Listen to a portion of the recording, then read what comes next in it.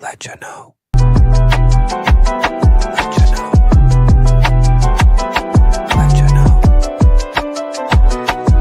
Letchaknow.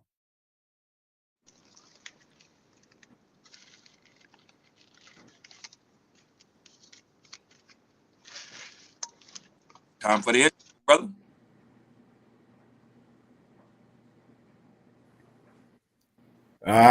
Yes. Welcome to the Let You Know podcast. It's your boy EK in the building. You see who I got in this building? Let them know who you is. What it do, man? What up? This is OZ, man. I got my girl Chaz at the bottom. Check in, Chaz. What up? What up? What up? It's Chesney. What's going on? Nothing, man. Baked potatoes, and that's all. Baked potato. So baked Just, potato. just Don't nobody, forget the bacon and the cheese. not forget the cheese. The bacon be fucked up, but you cannot forget the cheese. But yeah, no, man. Let You Know podcast tonight, man. We wanted to go live tonight. Was trying to go live, with a few other ladies, but as I was telling them, man, it's ain't nothing harder to do than get three black women on the same page at the same time, brother. Unless you coaching the WNBA team, it's the only way you're gonna do it. Bro. You're gonna come back, Hey, not too much on us. but it's hard. It's hard. It's hard. But yeah, we're here to talk about some other shit tonight. Uh, the first thing we wanted to get into, which Chesney was very passionate about, was how the way y'all niggas is doing Drake. I mean, she don't think y'all niggas is treating Drake fair. She don't think y'all niggas is respecting Drake. She said, since 07, 08, this nigga been hitting us with hit after hit. She was talking about his dad being black, but we keep saying he ain't black enough. Which one is it?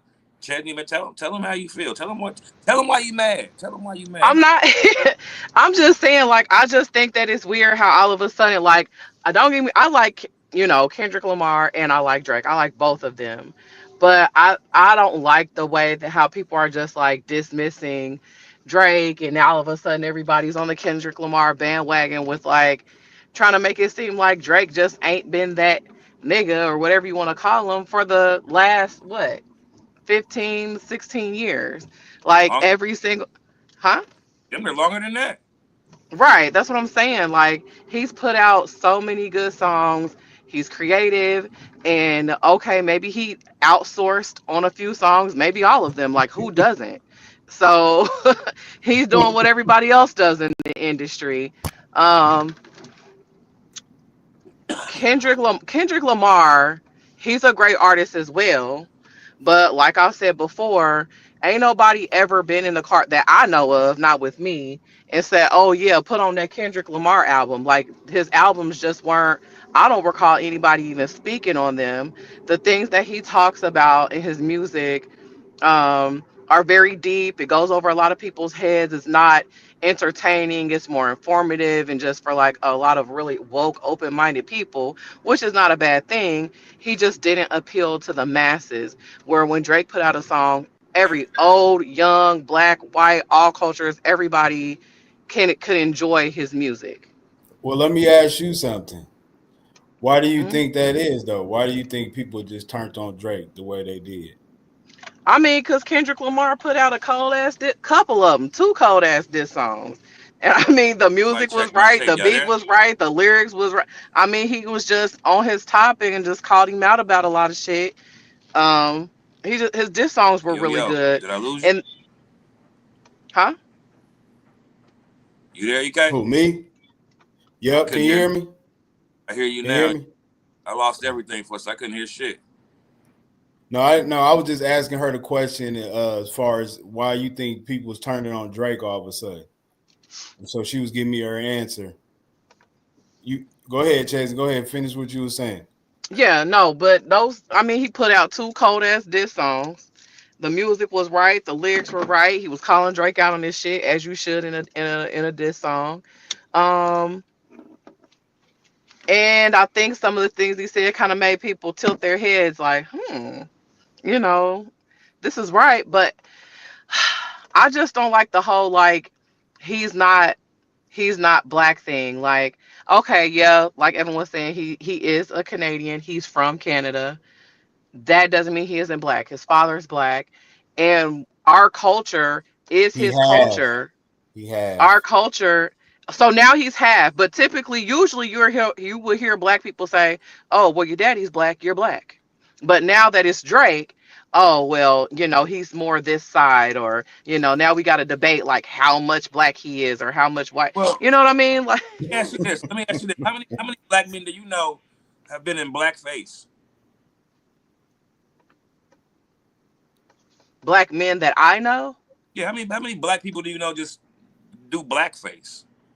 I don't know any black people that do blackface. I don't either. But when There's Pusha T came out with there's one. There's one. Did Drake do blackface? you don't remember when Pusha T came out with the story of Adidon? That's the whole thing. He was saying, my nigga, you sitting there with blackface on. What are you doing? What was the purpose? Did he just have it on? Like, I'm just asking. Not that it matters. I'm just at like, was he Hey, telling a I'm not story? for Like, what sure. was going on? all is fair in war, brother. All I know is that nigga was caught in blackface, just like when Jay-Z put the picture up on Summer Jam of Prodigy, that nigga, and what that shit called, what's that shit called, the ballerinas wear when they dress and shit? A tutu? Tutu. A Who caught that tutu. tutu, my nigga, because that nigga's mother ran a dance when he was a kid. Yeah, nigga, this was you when you was a kid, Mr. Street and Gut. I don't care about the backstory, my nigga. This is you. Well, that's a little different to me, man. Like I ain't gonna. I get it as a kid. Yeah, you gonna ridicule kids that wear tutus, but you But I know what I'm think, did saying. Drake do the Only, blackface as a grown man? Yeah. I mean, I don't know nothing I about don't that. know I would what. have to do my research. I think it's fucked up. But I don't. Was he teaching somebody? Was he telling a story? Like, what was the reason for the blackface? No Well, matter it what it is, it's not. It's wrong. should it matter though? Should it matter? Like he No, I like just said no matter what it is, it's wrong. But I don't know anything about. I've never heard about that. Do you know who Pusha T is? Yeah. See, so this is the problem. This is the problem I have with a lot of things that you said. Women that enjoy hip hop and just hip hop people in general. I don't know if you can look at your screen or not, but it's on the screen. That's Um, crazy. but mm, this is the thing, man. There's a rapper by the name of Joe Budden that came out with a diss record, few diss records of Drake years ago, right? Nobody Hmm. hear about it because of who Joe oh, Budden is, right? Joe Budden's not the most popular rapper. He's not one of those guys most people like, girls and blah blah blah blah blah. He's not I popular. like Joe Budden. What? What's your favorite Joe hey, Budden I song? hey, I heard that. I I used to. heard that Now diss. I don't have a favorite Joe Budden song, but I do remember growing up listening to him. What's your favorite Joe Budden album? Now I don't know about no Joe Budden album. Okay, well, okay, like I said, most people don't really listen like that. Now, now, to me, a nigga that's a hip hop head, his disses are better than Kendrick's diss, and it's better than Pusha T's diss, bar for bar. It was.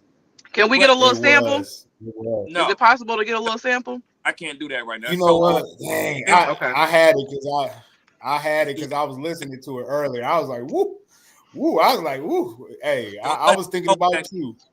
but I was niggas thinking didn't want to about hear you when I heard it. Pusha T comes out and does pretty much the same thing.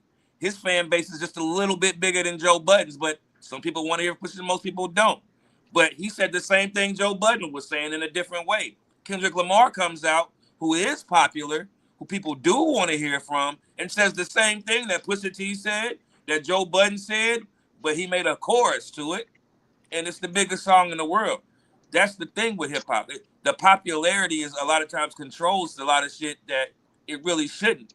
But that's what what we call like when we talk about sports, we talk about not novices, but fans that what we call them?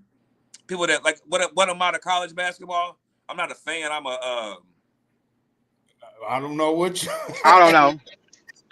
you know, what you mean, like maybe a casual watcher, or is that casual, what yes, you want to call it? casual. I think most people don't even really know how to listen to hip hop the way they should listen to hip hop and really know what it is. A lot of it comes off of popularity. I've been feeling this way since Pac and Big, which you could disagree with me, but I always felt like Big was the better rapper. but more women are going to like Pac just because he's more handsome, and that's pretty much it. I'm gonna rock with that side. No matter if this fat ugly nigga's rapping his ass off, you gonna go with the handsome nigga that can rap good too. That's just the way I see things. I think the way Tupac told stories is kind of like how Drake Yeah. tells stories a Right, right. little bit. Like, That's why I was gonna ask I you. mean, I can see the similarities. Do you think it's more so popularity or is it delivery? Because you said when Kendrick Lamar did it, he put a hook to it. And that's what was catchy. That caught people's attention. So was it his delivery that got people's attention, or was it the popular? Because Pusha T was popular, and Yeah, so was Joe. They were all popular. it was, Kendrick Lamar ain't but hadn't made a song in I don't know how fucking long. that's Right. I was just about to say what I'm that. saying is they're all three saying the exact same. If you break down what they're disrespecting him about, they're all three saying the same things. It's just that more people What I want. It's don't like they don't understand want to hear it from Joe Budden. They didn't really want to hear it from Pusha T like that, but everybody wanted to hear it from Kendrick Lamar. They've been waiting for Kendrick Lamar and him to go at it. Hey, Just, even Kanye West. Don't forget about Kanye West. They didn't even want to hear nothing from Kanye West when he was trying to diss Drake. word. What the fuck did Kanye say about Drake? Him and Drake been going at it for years. Oh Mm-hmm. Lord. But I Yep. mean, they listen to songs, but a lot of But I people are casual pop heads. They like the music. No, I'm not even trying to be disrespectful, Chastity. Don't take this the no, wrong way. you good, you good. But a lot of people think they know how to listen to rap music, and they really don't. Is it? But for me specifically, it's not that I don't know how, because I love like the whole storytelling hip hop. Like it doesn't have to have a hook for me, but I just haven't heard the song. That's it. I have not heard it. Had If no idea they were even I beefing. sat in the car with you and we listened to the song, there's a lot of things that you're not going to get. I can just tell, because there's a difference between these rappers that are, like you said, you could tell a story. It's easy to follow a story, right? But it's harder to follow punchlines and different styles, the way niggas write and think over niggas said. When niggas talk about Eminem and how good Eminem is as a rapper, most people don't even get you. Like, even the hip hop heads got to go back and listen to Eminem shit, because you're gonna miss some shit. So I don't expect the casual to understand how really good Eminem is. If that makes any how technical, the way they talk about No, Floyd Mayweather when it that comes makes total sense. the I way think that That you're makes not total sense. That makes acknowledging. total sense. You can't acknowledge my appreciation for music, and that I do understand it. I feel like if we did listen, not everything's gonna go over my head. This is just no, me no, no. specifically. There's not gonna be everything. No, I didn't say everything, but there's gonna be a lot of shit that shouldn't go over your head. Like for example, I watched a video not too long ago where there was a white man, an old white man on stage, and he was reciting Lil Wayne lyrics to a crowd of people, and he said the one where Lil Wayne say something about all my G's moving silence like lasagna, and the white boy broke it down to the crowd to explain what the way, and they were mind blown. Oh! I'm like, they just got that shit. That shit came out in 2010. But were they listening to Lil Wayne?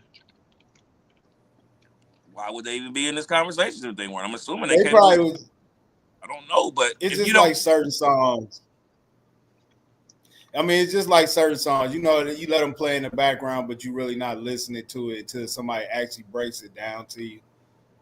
Like sometimes I be having to get you to break down songs for me too, man. So yeah, I'm in that same boat. I mean, sometimes it's hard to follow lyrics, but sometimes you do need to know the backstory of certain. I mean, because there's a lot of times where rappers will throw these slight jabs to where if you didn't know, then you didn't know. Like that's what Drake and Pusha T was doing. Them two knew what they was doing. They was saying little slick shit back and forth, but to the regular eye listener, you wouldn't get that shit. It just sounded like some rap shit to you. But that's why them two. That's why he didn't ignore Pusha T, because them two had been going at it. You can ignore anybody. He ignored Joe Budden. Sorta. I don't know if you remember. There's a song on he did with French Montana called oh shit, smoking on the drink. Some I don't know, but he start the verse off. He say pump it up. She got a good head on her, so I pump it up. Something like that. But they throw little shots at each other. But that's what I'm saying. A lot of shit's gonna go over niggas' heads. Some shit shouldn't. But and I say I'm not trying to say that your taste of music is bad. It's just that when it comes to rap, like rap, like bars, it goes over most casuals' heads, and they don't really. They can like the chorus, they can like the beat, but they're Mm-hmm. not really full aspect of the skill part of it. Is what it is. The skill of the Right. rap is all I mean. Not saying you don't know a good rap song or a good song when you hear it.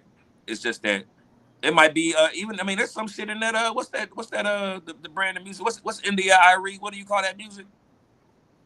I don't know, but I know what you're talking about. Yeah, that nigga, that black nigga shit. That's real black. Where the girls don't shave their armpits and shit. Them the naturals. That kind of music. They be having shit where they'll make a song and you think it's about something, but it might be about something totally different. You feel me? Mm-hmm. And like you said, they're telling a story or something, but to a casual listener, it's going over their head. They just think it's like Erykah Badu Bag Lady or some shit. To the casual listener, you just hear Great bag. song. Yeah, great song. Right. To a casual listener, you just hearing the lady talking about some bags, and you don't really get what she's talking about. Mm-hmm. That's when it comes. That's real songwriting. That's like real. That's good. But when a nigga just rap, when I hear a Future album and everybody talking about, hey man, you heard a new Future? What's the hot song on there? And the chorus go like this.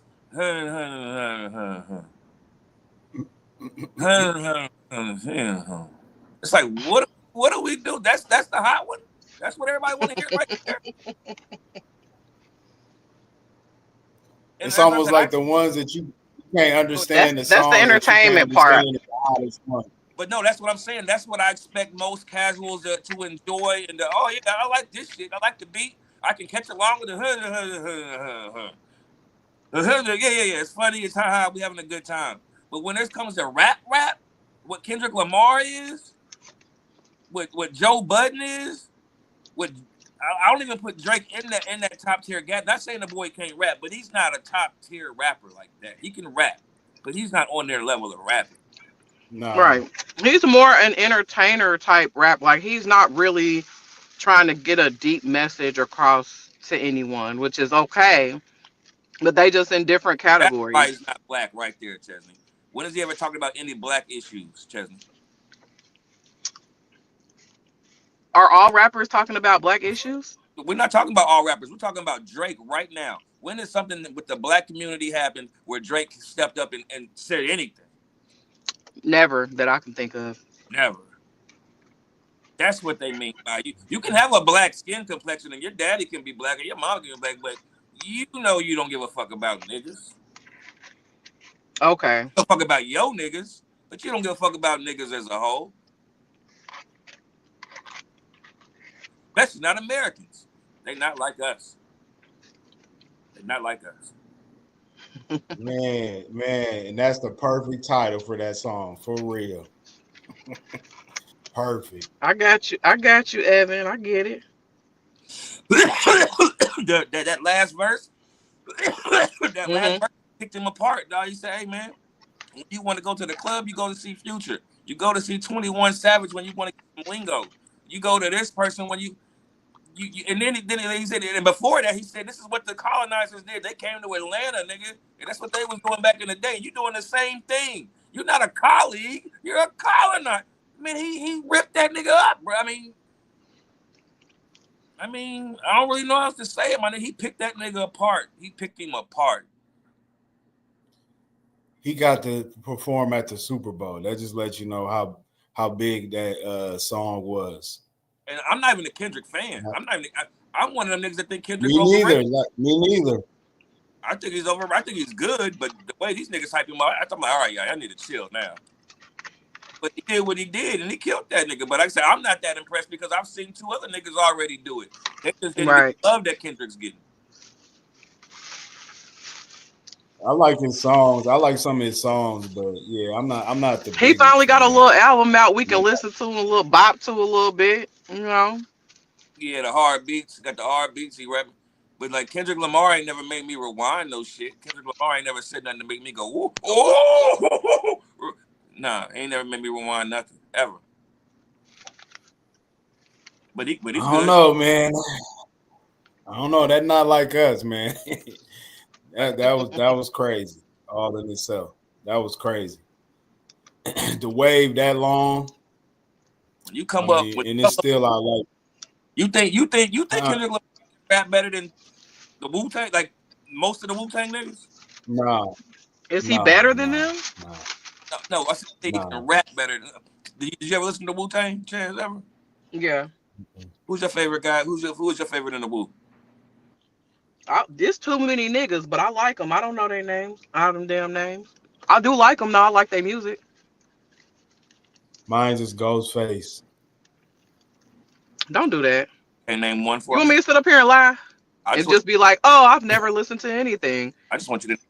Oh, I thought you was going to say the popular one, man. Who? Who, Method Man? Give me a number. Yep, I thought that's what you were about to say. I thought that's what you RZA? Okay. Oh, dirty bastard. Wait, give me a bar. Give me a bar. One bar. Shimmy, shimmy, yeah, shimmy, yeah, shimmy, yeah. No.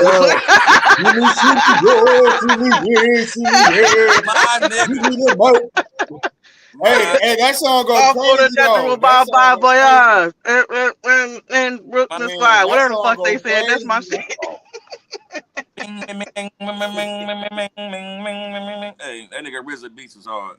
That song go crazy, though. It go crazy. Oh, give me all right, I'll leave you alone. They style was real different. Their style was real different, but I don't know. I like it. No, they had some niggas that can rap. No, they did. Method Man can rap too, but it's again, Method Man was more popular than all of them for whatever reason. But I wouldn't say he's the best rapper out of the Wu-Tang. It was. I feel like with music, it's just my own theory, hypothesis, whatever you want to call it. Delivery matters. It does. It doesn't matter how prolific you are, what type of bars you are, like got whatever. To the people, it matters about delivery. Let me ask you this then. If you think that we all know who The Dream is, right? Dream. The Dream. I was gonna bring up Cassidy, but go ahead. Now fuck Cassidy.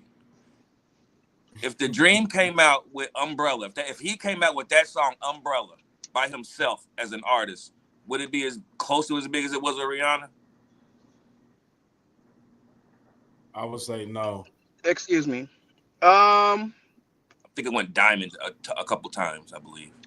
If he came up with it by himself, probably not. Just because, he wrote the song. He wrote the song. That's his song. He wrote the song and gave it to Rihanna, and the song became a big smash hit.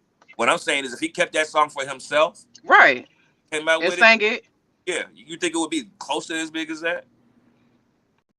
Not if he would have delivered it like that. No. Delivered it like he wrote it. No, but he can't. But that's not his style though. Like he can't sing it the way that Rihanna sang it. It wouldn't. It's even. We would have been like, "What the fuck?" I don't understand what you're saying. They picked the right star to sing that song. I mean, he said, "I don't get it." They picked the right star. He wrote it. He's like, "Hey." That's what I'm saying. He knew which artist to choose for that song. He wrote it for her. If he would have wrote it for him, it would have sounded completely different. Maybe the lyrics would have been the same, maybe a little tweaked, and maybe the beat, like it just. Do you understand what I'm trying to say? Say delivery. You don't just mean the way it comes out. You mean like it means who's saying it as well. No, I just mean the way it comes out. So you think Rihanna?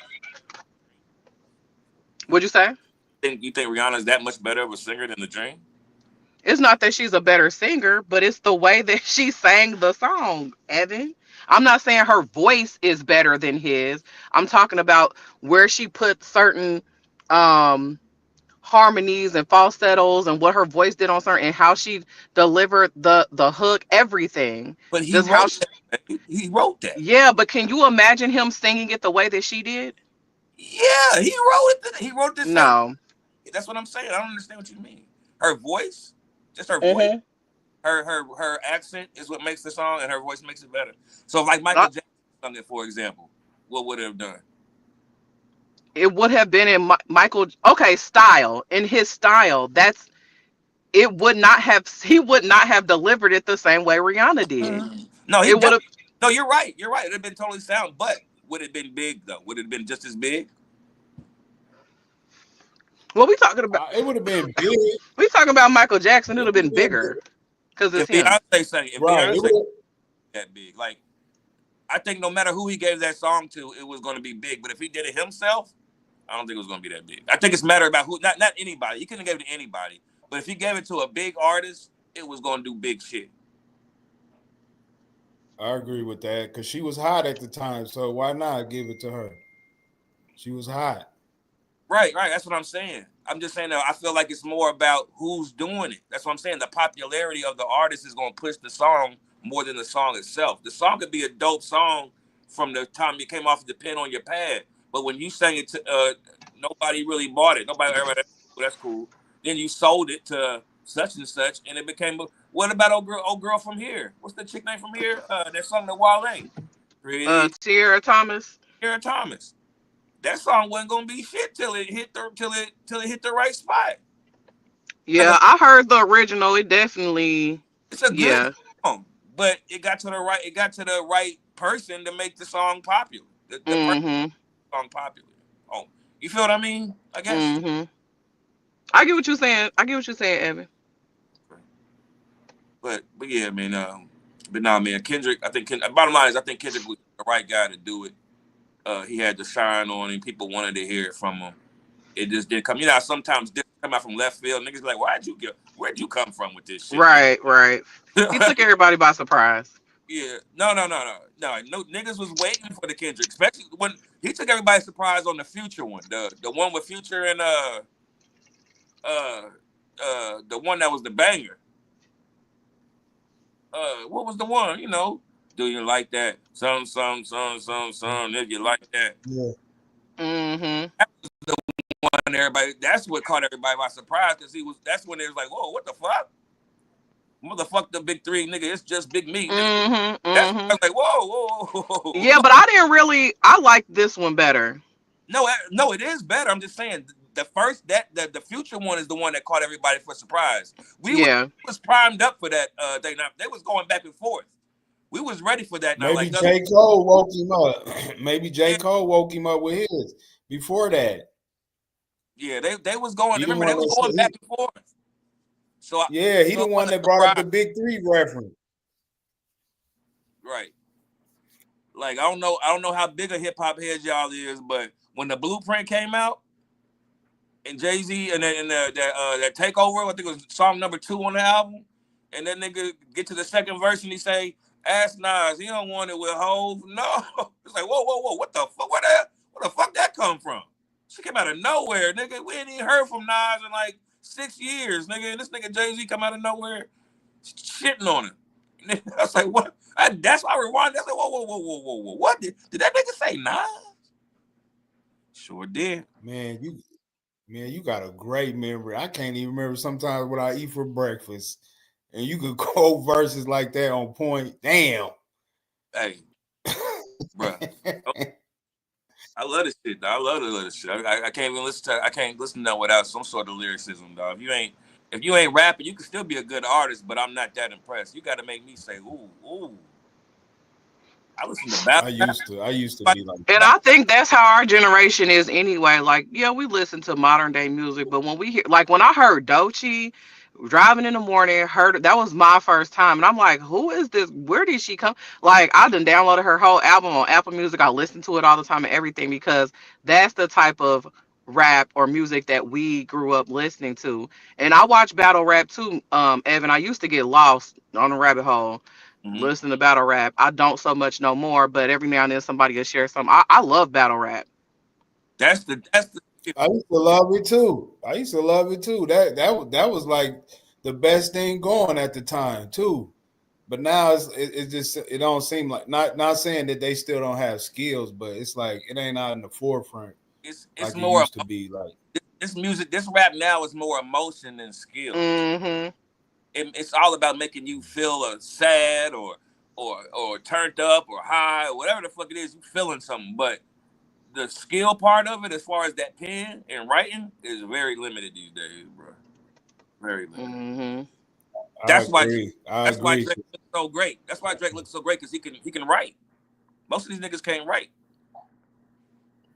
But remember, man, he too skilled to be trying to take somebody's whole verse on somebody else's song too. Because we didn't call him a couple times Who you talking about? reciting somebody's verse. Drake. I don't know what the rapper name is. Yeah, Drake. Drake. Like he was spitting this guy's verse. Huh? Oh, did But too though. aren't artists paying homage to the artists that they took it I from? ain't say he did. I know it. You're right. He did. You're absolutely right. You absolutely right. That's why I look at Jay-Z differently now. It's like I get it. He is skilled, but what Chance just say? Say like, what you just said. A lot of times they're paying homage to the original artist. They'll mention their name or like such and such, woo woo woo, and then they spit the verse. Like I don't know. I agree. But Jay-Z no, Drake, he doing it from dudes that's local or not even known yet. Yeah. I wish I remember what that rapper's name is because I just seen it today. It's a couple other rappers, but like News said, Jay-Z used to do it too. I'm pretty sure a lot of rappers talking about do. stealing niggas' styles. You talking about stealing niggas' styles? What they doing? They steal niggas' song. What he talking about is when you sign to a label. If I sign you to my label and you in the studio working right and you come up with a song and I'm in the studio, I'm like, yo, this shit hot. I like this, and I jump on it. You be like, yo, you didn't even ask me to jump on this shit, nigga. I just jumped on it. Huh? I just took it, huh? That's what they do, my nigga. That's what Jay. Okay. Jay-Z, that's what they said he took from that nigga from Philly. The one Gilly? with Pharrell. The one with Pharrell, that gushy stuff. Yeah. That gushy stuff. Give it to me. Yeah, he said he took it from that nigga, man. It's crazy. But you know contract, how to nigga, make it hot. That's why. You work for me. You just opened my eyes. Damn. They just be demoing people like that, huh? That's and what that they go do. on every label. That go on every single record. Bro, listen, I'm gonna tell you what.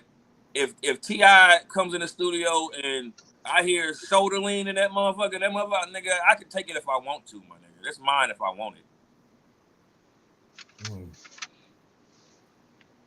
I mean, what you going, nigga? You in my studio recording? What are you talking about, man?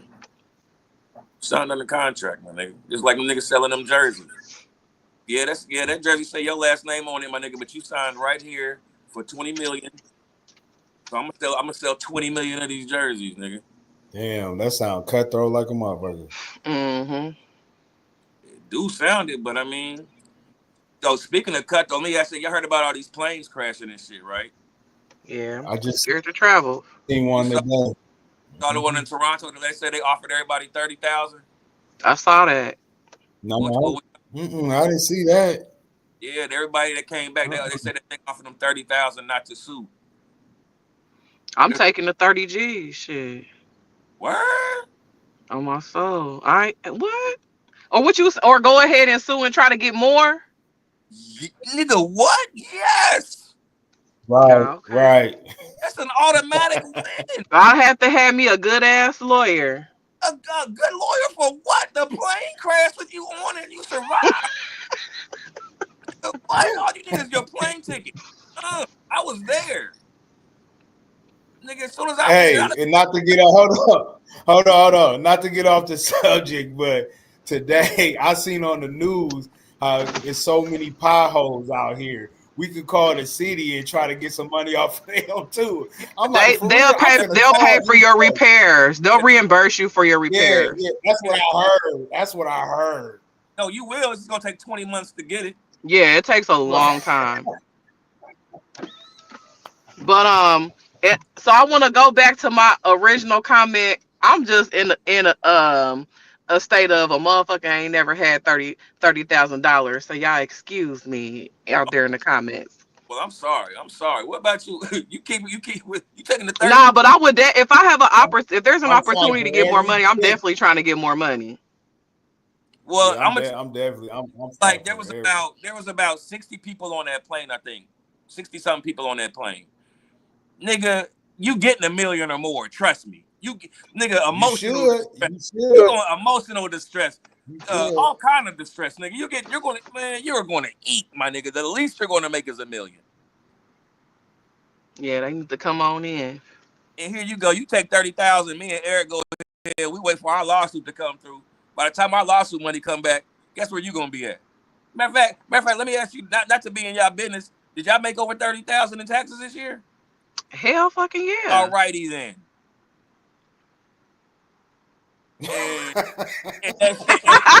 And where like I said, not to be in everybody's business, but are we all ahead of the game again? Are we ahead of the game? Hell like no. That? All right then. Listen, we can keep doing what we doing until that money comes. Once that money comes, right, then we can quit our job. Nigga, I walk in that job and tell them to do it. Come on, man, stop it. But nah, 30,000 ain't enough, baby. Don't you fall for that ever. 30 racks, my nigga, for a plane crash? Are y'all scared to fly? Man. No, I hope the plane crashed and I survive. Matter of fact, I don't even care if I die at this point, as long as my family eats. I throw it away as long as all my kids got millions. Go ahead, man. Let's go ahead. If God came down to me right now and said, hey, man, I'm going to crash this plane, bro. Just make sure your life insurance is together. I'll be like, bet, Gio. Let's go.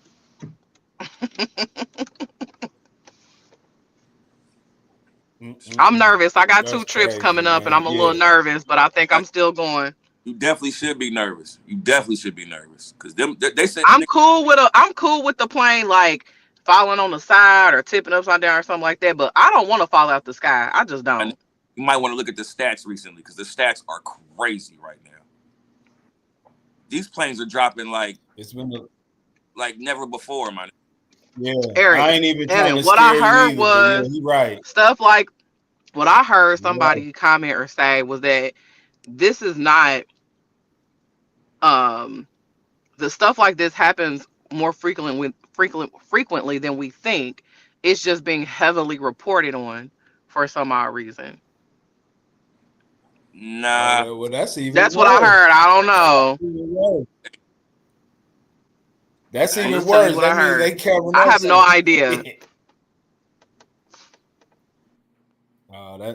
That's even worse, man. That means they covering up certain crashes that, man, we don't even know who died and know. I don't know, man. I mean, they always say flying is the best way to travel. I mean, that's what I heard, but man, they say it's the safest way. It don't seem safe right now. No, it don't. It don't. But I'm just gonna say a prayer and get on it. Yeah. I got you too. Yep. Smoke a blunt, knock yourself out, and then wake up. You be there already. Nigga, if they start trying to wake you up, just play sleep. Mm-hmm. Put my oxygen mask on and go back to sleep. Yeah, don't even need that oxygen mask, girl. Don't even worry about it. Don't even worry about that. That's the last thing you're gonna be worried about. An oxygen mask was not gonna save Kobe Bryant. I'll tell you that now.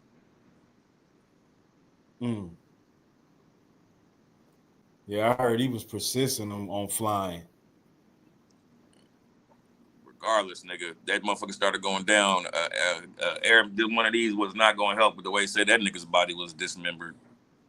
Nigga, you survive it. They said mad people survived that bitch. 30 racks? No. Nigga, you get like 800,000 for emotional distress and shit like that. Yeah, you should get a nice little sum. They gonna try to give you nigga nice sum. Every time about shit. Why the line so short? Well, how come I know it's gonna be this? Why the line so short to come get this 30 back?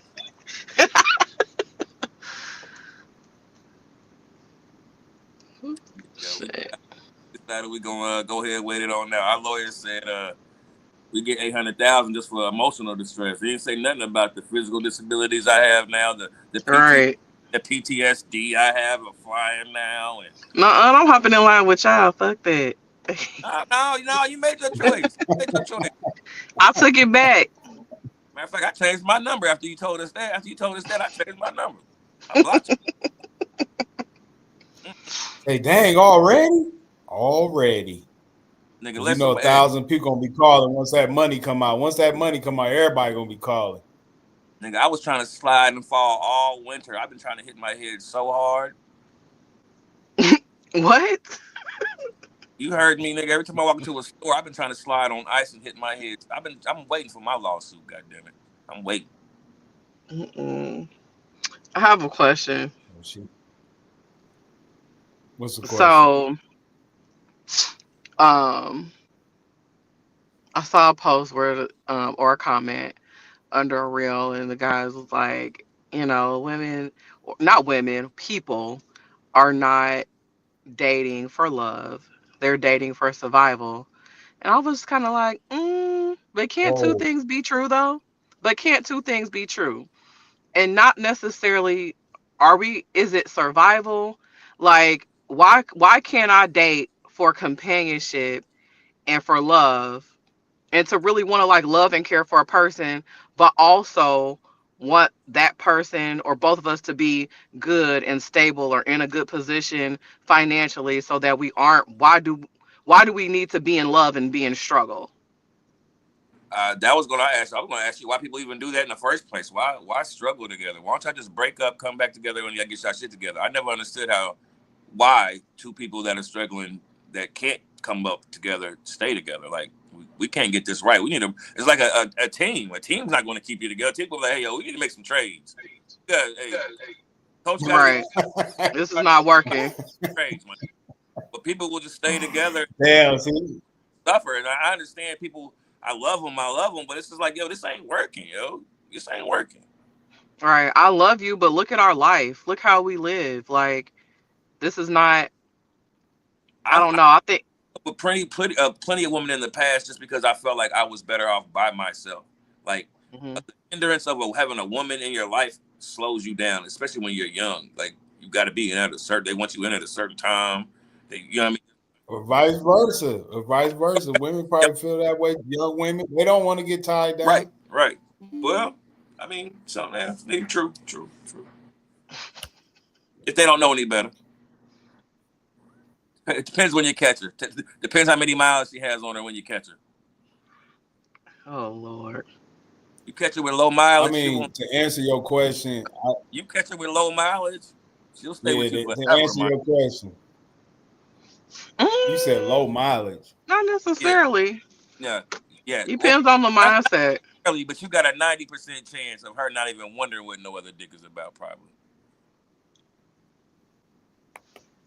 Wait, are we talking about dick or are we talking about money? What's going on here? Oh, what about Drake again?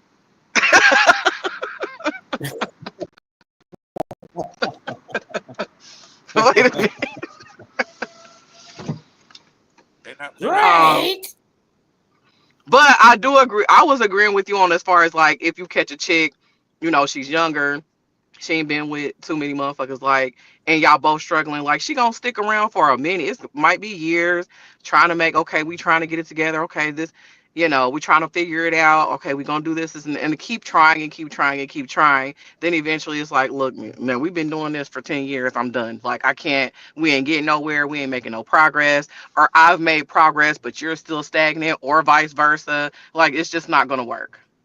I would assume it's because people don't feel shitty about it. I guess by saying, "Hey, I love you, but I can't be with you, man. I don't want to be broke, man, and you Man, make me people broke." don't trust in each other no more. That's the reason why they ready to quick to leave and stuff. You don't trust in me even when we down and we out. I mean, that's what marriage No, is I really don't trust about. in you if we've been down and out for the last decade of our relationship. No, I don't That's anymore. I different. don't. Yeah, that's different. Yeah, that's different. That's different. Now, if you said a decade, yeah, that's too long now. Yeah, No, that's that what I'm saying. surprised you. Yeah, that's your fault for lasting a decade. Yeah, that's too long. That's Crazy. too long. That's crazy. But I'm Yeah, just saying, my point was they will stick around, like you was saying, like you said. Oh, I'm so sorry. Excuse me. bless They you. they will stick around, for years and try to make it work and shit, and like not be wondering, I'm trying to make it work with my man, shit. Like But But why? you'll know. But Why? you'll know. You'll know. You'll know if it's gonna work out or not. You will. Some people The reason, aren't, and that's why I'm saying it's a two-edged sword. It's like, oh, people so quick to give up, but but I then think it's like, damn, you damned if you do, and damned if you stay longer to try to work it out, man. You damned if you leave too quick. Like, what is the time frame? it sounds like you said is it's for survival. Then the only reason you staying in is for survival because you're struggling. So the only reason you're staying is because you can't do it yourself. Or why would you? I just think the Or you mindset. just, or you think that you can't do. The mindsets are different, especially from when we was growing up to now. Everything is about independence, living your best life on your own. But realistically, behind closed doors, because like that's what you see on social media. Everybody feel like, yeah, I'm doing this by myself. I don't need nobody. But I mean, realistically, everybody wants somebody.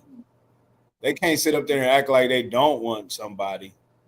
Yeah, you could tell. Oh yeah, I don't need nobody. This, but I mean, what you looking for somebody for then? If you don't want nobody, you do want somebody. So sometimes the thing is, people don't want to compromise. They stuck in their ways, especially when we get in a certain age, we just stuck in our ways to where, man, it's like moving a rock or a boulder.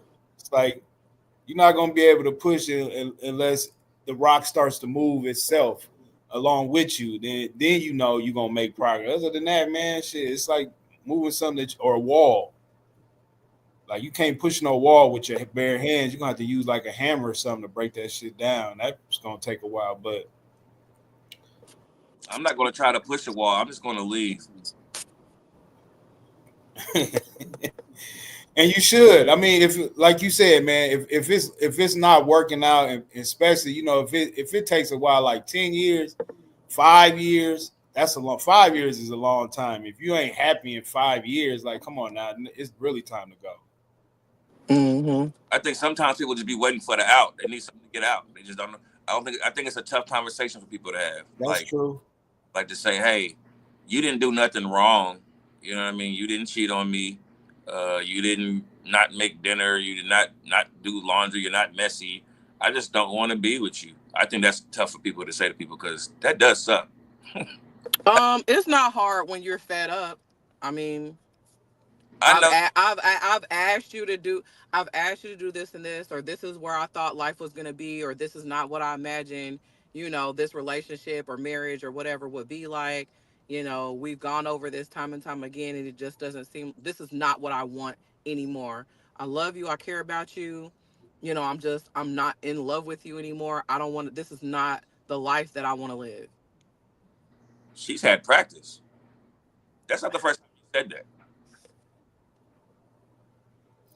So it comes with Yeah, that was Yeah, experience. so yeah, it's not, that. it can be hurtful, but sometimes it just, needs to be said. No, you're right. 1,000%. It definitely needs to be said. I just think it's tough for a lot of people to say because again, it's hard to cut somebody off that didn't really do nothing wrong. A lot of times, like you said, I feel like it's easier to say, "Oh, you cheated, nigga, I'm out," or "You cheated, bitch, I'm out." Yeah, I mean that's easy. But to say, "Hey, you didn't cheat, you didn't do nothing wrong, man. I just don't want to be with you. I just don't want to be with you." It's tough for people to say, especially when it comes to the man ego. If the man really wants to keep fucking her or not, because then that's a whole nother story.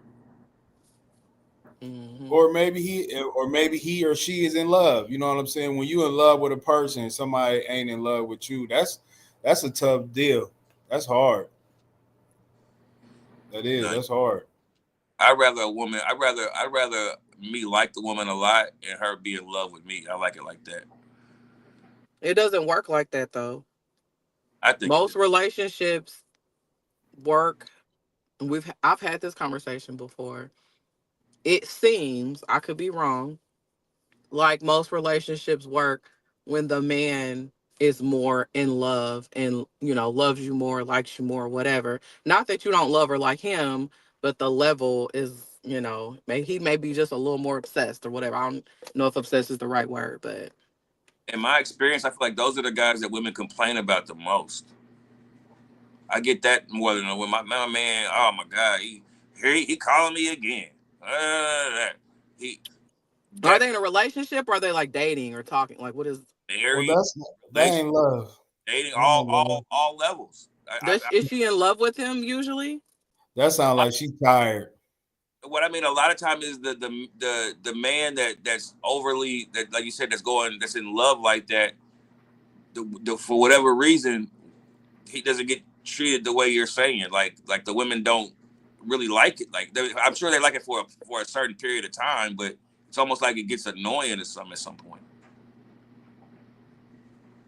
I know this, and I'm gonna say this. I know any woman that's listening out there that want to keep a man. This is how you gonna keep a man. When you show him that you're for him and only for him, he's gonna go the hardest. Trust and believe that, because that's like almost like a superpower. Like it gives him strength, because when he know that somebody that he cares about and loves has his back, no matter what, I guarantee they ain't gonna have to worry about nothing. He gonna make sure everything is straight. And that's for sure. That I agree, but that's assuming that his intentions are pure. Mm-hmm. If his intentions are pure, that you in for a long few months. Mm-hmm. But most women, I'm telling you, most women, they should know their man and what it is. Because I know most women, they already be like, man, they think men is cheaters anyway, right? So if you've been with a dude and he was already cheating, that ain't gonna, just because he got with you, that don't mean he gonna stop. I think we should separate fucking and cheating. Isn't that the same thing? I think we should separate them. I think they shouldn't be in the same category. So what is cheating?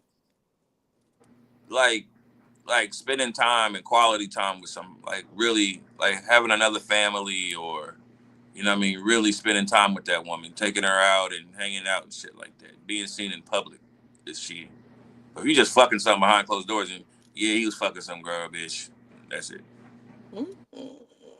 He was cheating. But even if you talking to another girl, even if you talking to another woman and you got another girl that you live with, I mean, your intentions is already there. If you talking to another woman while you already got one at home, your intentions are already there as far as what you plan on doing. You just ain't got caught yet. I just want to fuck her. I don't want to buy her gifts. I don't want to spend time with her. I just want to fuck her. After I fuck her, she'll be. But why do you want to fuck her if you already have someone for that? It's like asking somebody, why do you want to eat chocolate ice cream just because you got vanilla? You already got vanilla ice cream. Why do you want chocolate and strawberry? It's like, 'cause I like vanilla and strawberry too. But there's things at home. If she's not doing, he's definitely gonna run and go to whatever he's feel comfortable with no attachments. Like, hey, Femo, even if she's doing it all, bruh, she ain't just something better, because a man is only as faithful as his options. Chris Rock. Evan and I had this conversation a long time ago. Remember, I was at Lowe's and we was just talking, and you was like, maybe I want to fuck with somebody and I want to do some shit with this girl that I wouldn't do like to my wife because that's my wife. Yeah. Maybe I want to get nasty and some shit that I don't even want my wife to even do. I don't agree. I'm just going back. I'm not saying it's the right thing.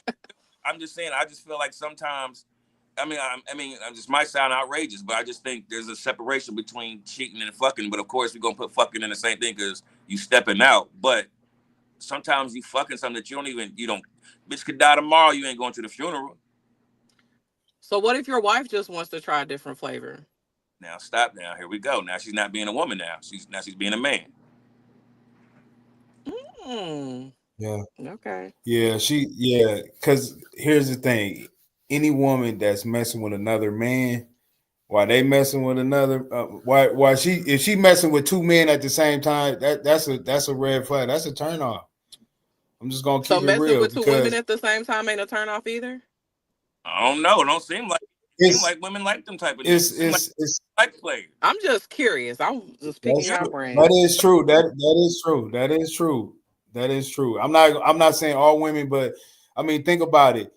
most women, they stay with the man who does the most cheating. And how many It's like they almost like the drama. you've been married before? I've heard mad married niggas say, man, bitches love a nigga with a wedding ring. I don't know what that's about, but that's I've heard that since I was. Stability. That's what that is. Stability. I'm saying though, these women know that the nigga's married and they still trying to hit on him. Like, Because it's stability. They know what it comes with a married man. They know what comes with a married man. Until they start intertwining and trying to be a real couple, and then that's when everything just start going south. Like, you know what I'm saying? This ain't what she really thought it was gonna be, and he like, shit, this is not what you thought I was gonna be with you with. You know what I'm saying? I mean, let's just be honest. Like, yeah, I mean, you like, said you was gonna leave your wife. You said you was sick of her. Yeah, I was, but I didn't say I was gonna leave, bitch. You made that up. ain't no There was man. a one-off situation where a lady was like, he's talking about leaving his wife, and that wasn't our arrangement. That's not what I want. I want him to stay with his wife. This is not what we talked about. I'm cool with how things how they are. I don't want to be with him like that. Like, That's no. That means he Like, caught feelings. that's the dream He caught side chick, right? feelings. That's the dream side chick right there. That's what most men would want out of a side chick. Whoever that nigga was that failed to not want that is a fucking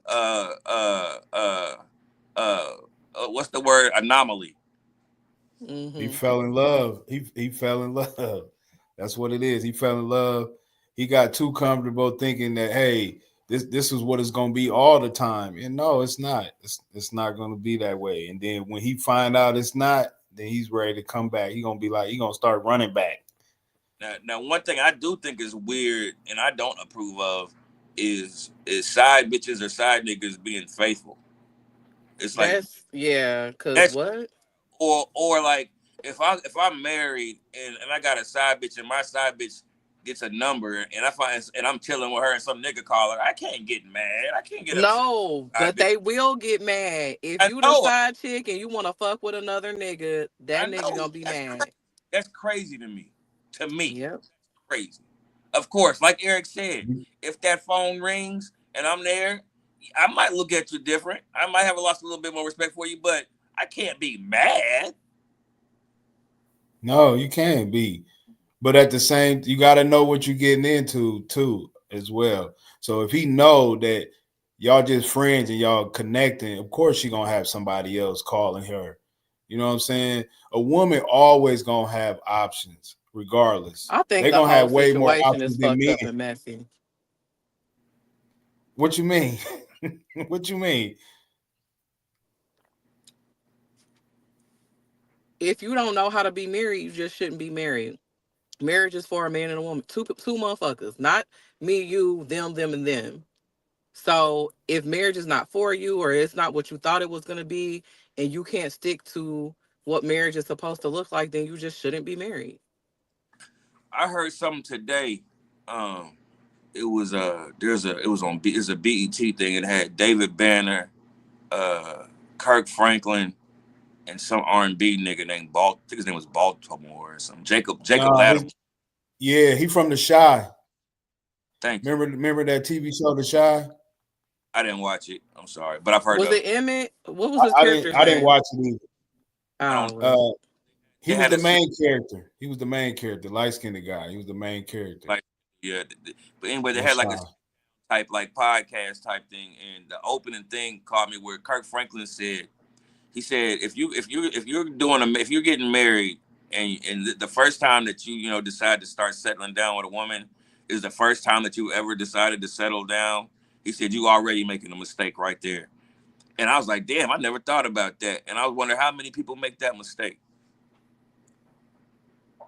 Like, What do you say like it again? I'm he said, pretty he sure said, we all. I'm pretty sure we all have. I mean, if you've been in love before, then you understand those words coming from Kirk Franklin.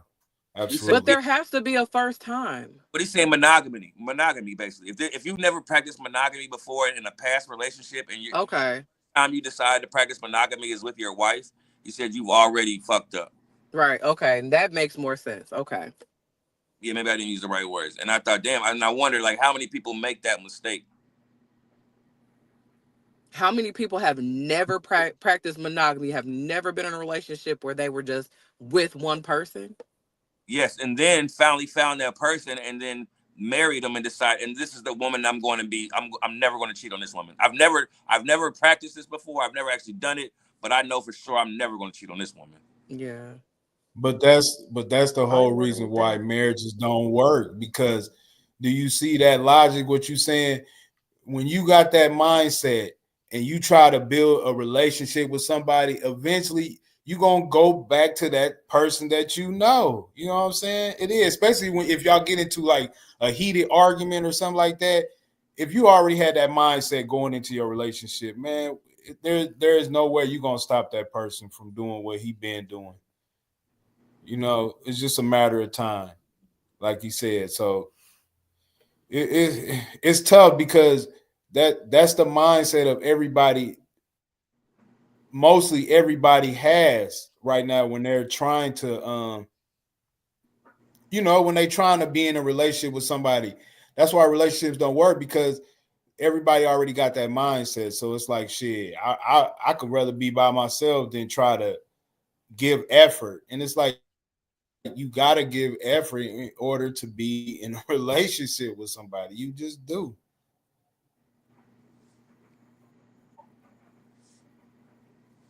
Nah, I mean you gotta have the effort in. I just think you like you said, if I think it's a big mistake that a lot of people make. I just never thought about it. That I think a lot of people do say like, okay, I find this woman and I really love her and I'm gonna be with her, but they've never ever actually practiced monogamy before, and now they're actually gonna try to do it the first time they get married, and like you said, that might be a lot of times why it don't work out, why they might cheat or they might catch the bitch might catch them talking to another chick or some shit like that, or they really don't know what's crossing the line. Sometimes, so, sometimes you feel like I ain't even fucked the bitch yet. Yeah, but nigga, she's calling you at 9 o'clock talking about what you doing. You know what I mean? And your wife ain't going for that shit. But to you, it ain't no big deal. We ain't fucking. Yeah. So Right, man. I mean, it's a slippery slope, man. Because it's like we're in a dating world of people wanting to be single. So it's like, how are you going to be able to meet somebody or be around somebody if they already have the mindset of always wanting to be single? It's never going to work. It really it's not. It's just going to always be a clash. And most people, they get hot and heavy at the beginning. But then when they actually start getting into like a real relationship, then you see that's where you see mm-hmm. the arguments, the fights, you know what I'm saying? One of them going to jail, yada yada yada, stuff like that, busting windows, slashing tires. It's like, damn, we knew what type of people we were when we got together, but now all of a sudden, you know what I'm saying? Things shit, change. shit start getting out of control. Yeah, it And that's what is. I was saying like earlier, like at that point, like how long, like are you be like, yo, we need to stop this though. We need to cut this out because this is not healthy. You know what I mean? But like you said, a lot of times we'll just keep trying to make it work and try to make something work that we shouldn't. And like I said, that also is I feel like is a mistake when say, yo, we could cut this. We both know this ain't right. Like, you know what I mean? It ain't like we both ain't stupid. But we'll keep trying to fix some shit that I mean just I mean, you shit. do gotta try. You do gotta try at least. But Right, if right, you right, right. know it ain't gonna work, yeah. That's If what you know it ain't gonna work, then yeah, it's time to go. right. As I said, once you try so much, it's just like okay, 2, 3, 4 times. It's like yo, we've tried this. We just going backwards at this point. Like let's dead this, and we not getting ahead. What are we doing? But like you said, it's like that conversation is. I think it's just a hard conversation to have, though. Personally, I don't, I It don't know. I is. don't know. But it was What we what we got? What we got? uh, Ches. I think Ches bounced out to eat our baked potato. Yeah, she gone. She said she was out of here. She had to go do mommy stuff. So now we can get to some. You want to talk some some basketball. We might as well do this. Yeah, we might as well do the one-on-one. We might as well Want do to the V versus V1 with what the kids call it 1v1. My son be saying that. I be like, what? Even though I know what he's saying, but I be like, dude, this is crazy how they just abbreviate everything. Like everything is abbreviation now. No, these niggas, that's everything's a video game. That's how it is. They talk like they on a video game. You're right. It's a big Fortnite. What's the other one? GTA, 2K. They taking over our kids. They been took over. Did I say GTA? Yeah, GTA, man. Oh my goodness, that game. So let me ask you. I know you want to start it off. Who you like to see one versus one? I know we was talking about it earlier in one of our podcasts about trying to fix the All-Star game, and you had brought up a point about playing one-on-one. And so, what's the best one-on-one matchup you would like to see? Man, the first one I want to see is Kevin Durant versus Wembanyama. That's the. I mean, I'm sorry, not Kevin Durant. Bobo versus Wembanyama. That's the one. That's the one I want to see right there. Because for one, I strongly believe that they holding him back to let Wembanyama shine. There ain't no way in hell you got 2 7'4" niggas that are talented and only one of them get to play and the other one. I don't get that. And they both young. I don't rock with that. So I don't want Bobo to see, you know what I mean? Maybe he get embarrassed and we be like, oh, so that's why he don't get to play.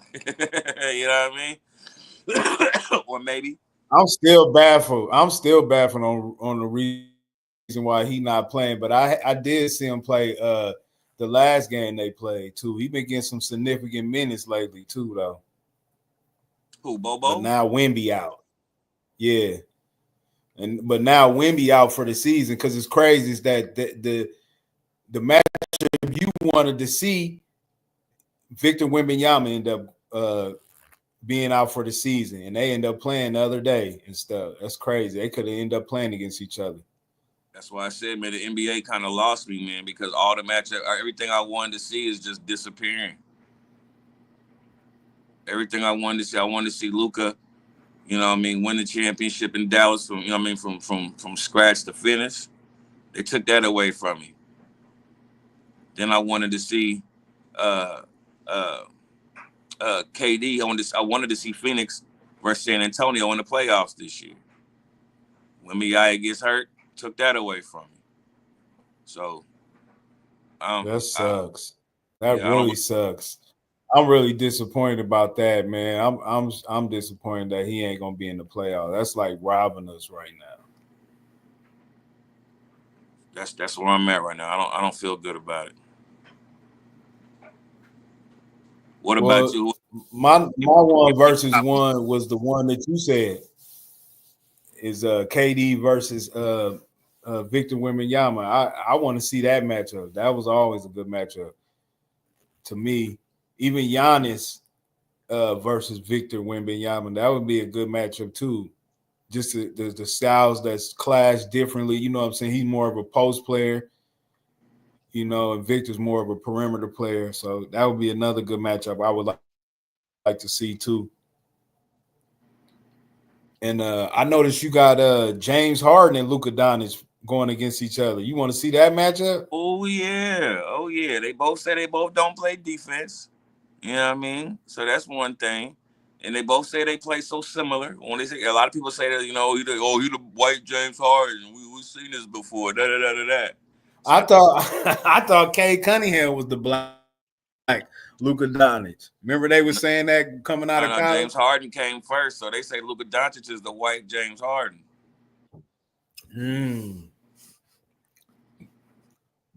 So do I remember that? I don't think I remember that. What? Remember what? Them calling James Harden the the black Luka Doncic. I mean, not on TV, but the streets be talking. Oh, the streets. They was talking. Streets be talking, man. Well, I see you got Kyrie versus Curry too.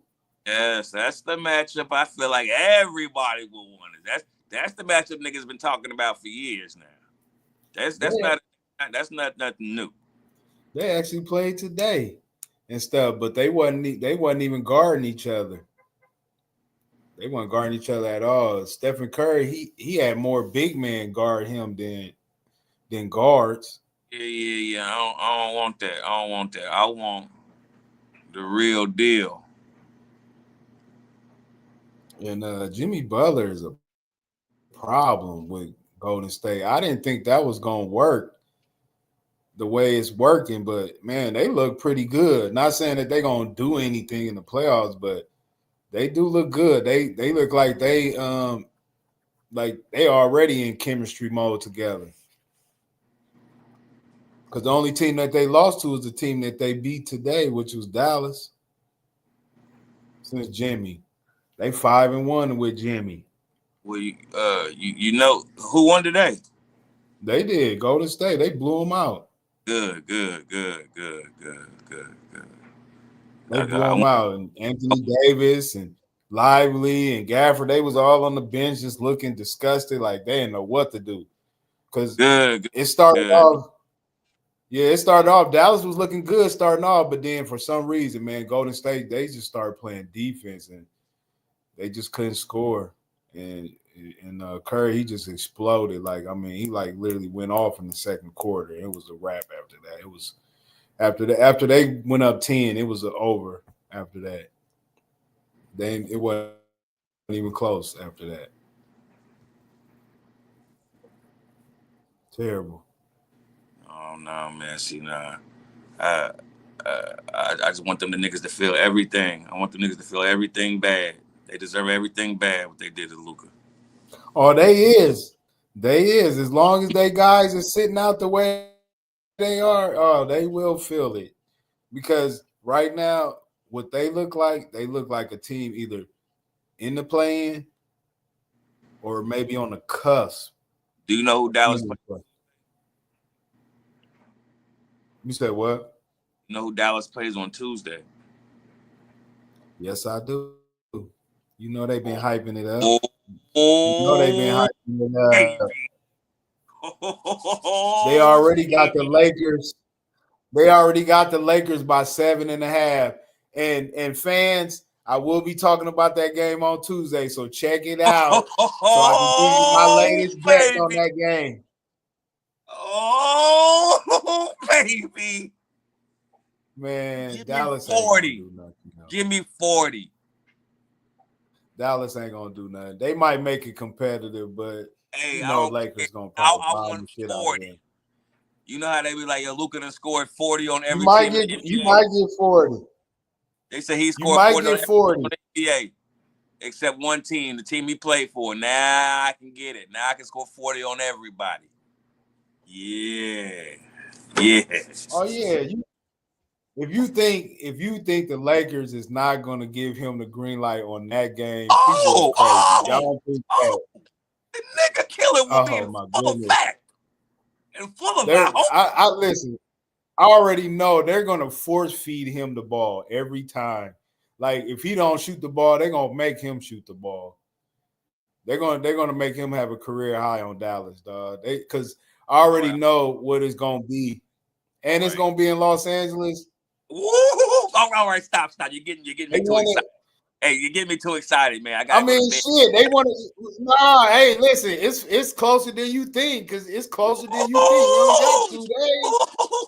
We only got 2 days. We only got 2 days. And you know for a fact, every time that Dallas plays the Lakers, Luka is going to try to have a career high on them. I already know.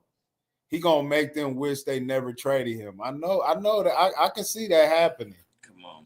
I can definitely see that happening. Oh, man. Let's back to the 1v1. Hype. You get me too hype, man. Well, hold on. Before we go back, it just sucks that Anthony Davis is not playing too, man. That's fucked up. I really wish they was healthy so we can really see a basketball game. That's what's supposed to happen. That's logic.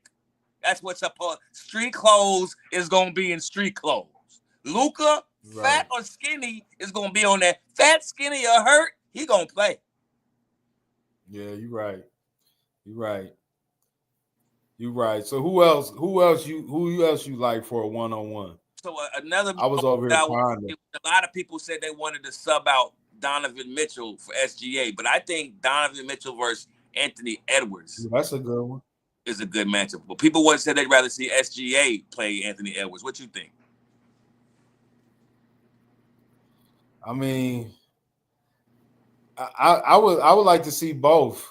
I would pick Ant between him and Donovan Mitchell just because I don't know. I like Anthony Edwards because he's more versatile to me.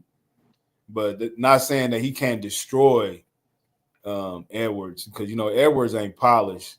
If Edwards is polished, he might kill Donovan Mitchell, but he ain't polished enough yet. I think Anthony Edwards got a better chance of stopping Donovan Mitchell than Donovan Mitchell does of stopping Anthony Edwards. Yeah, I agree. And then SGA, I think him and Donovan Mitchell would probably be a better matchup because they styles is not similar, but the way SGA plays, I think he'll give Donovan Mitchell a run for his money. Now, Donovan Mitchell, he might kill him on the offensive end, though. That's how I feel like. As I said about him and Anthony Edwards, I feel like I could see him murdering Anthony Edwards, but at the same time, I couldn't see him stopping Anthony Edwards if he did miss. No, I can't either. I would like to see Giannis versus Jokic. I would like to see that matchup too. That would be a good matchup. Just the way they styles is kind of similar too, because they both post players, but Jokic's more of a shooter than Giannis. But I see Giannis is trying to get him a little jump shot though. Yeah, you know what? Giannis doesn't seem like he'd be a great one-on-one player to me.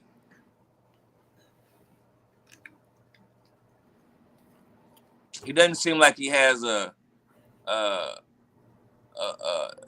1, 2, 3 dribble move.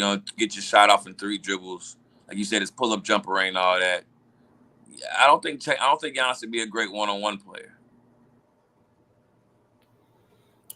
I mean, I do because he'll do what he do best. He'll just take you down low, and that's why I think him and Jokic would probably be a good matchup because anybody else trying to stop him down low, 3 dribbles, crazy. You only get 2 or 3 dribbles. Oh, that's all he need. Because if he get too close, he dunking on you. Of course, he dunking all on you. I'm trying to think of another one. I was gonna say Ben Simmons versus Andrew Wiggins. I know that's a crazy matchup, but I think him and Ben Simmons, that would be a good matchup to see. You said Ben Simmons versus Andrew Wiggins? Yep. Yeah. I would see that. I know it's a crazy matchup, but I would like to see that. We can't see all superstars, man. But since we're going that route, you know who my dream matchup is. I think I've told you this before. What's my white boys? My white boy from the Pacers, my white boy for the Celtics. Pritchard versus McCollum. McConnell. Peyton Pritchard versus TJ McConnell. Yeah, TJ. That's a good little matchup too. Yeah, I feel like them niggas. I feel like somebody will leave with a bloody nose in that game. I think another one would be Castle. I would like to see Castle go against Norman Powell. That's a good matchup. I would take the vet.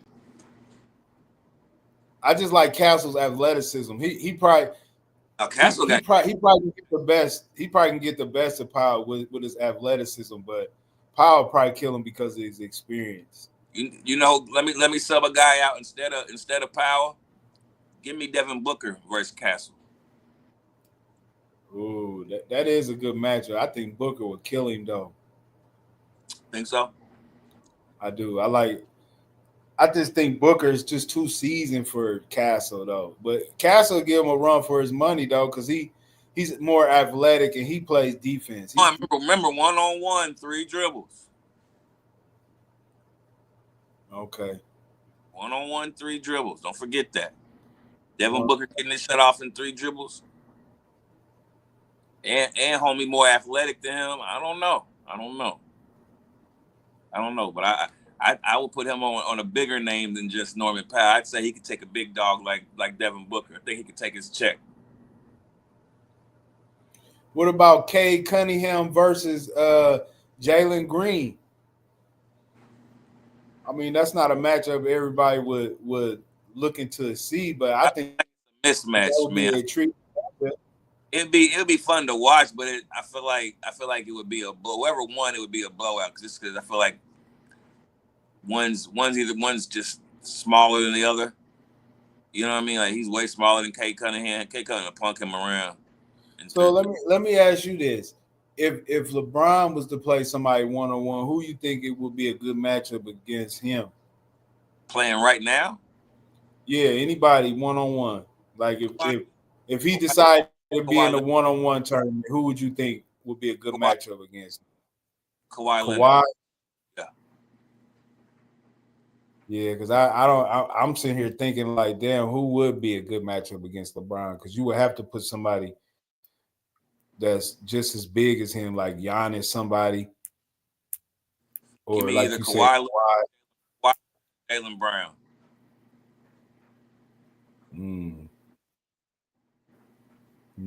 I can see that. What about Tatum versus Brown? Tatum versus Brown, that'd be fun to watch. But I'd rather see Tatum versus Durant. I like that matchup too. That's a good matchup. I would definitely pay to see that. Yeah, I would definitely pay to see that one. That's a good matchup. That's the one. I got winning it, but I would like to see it.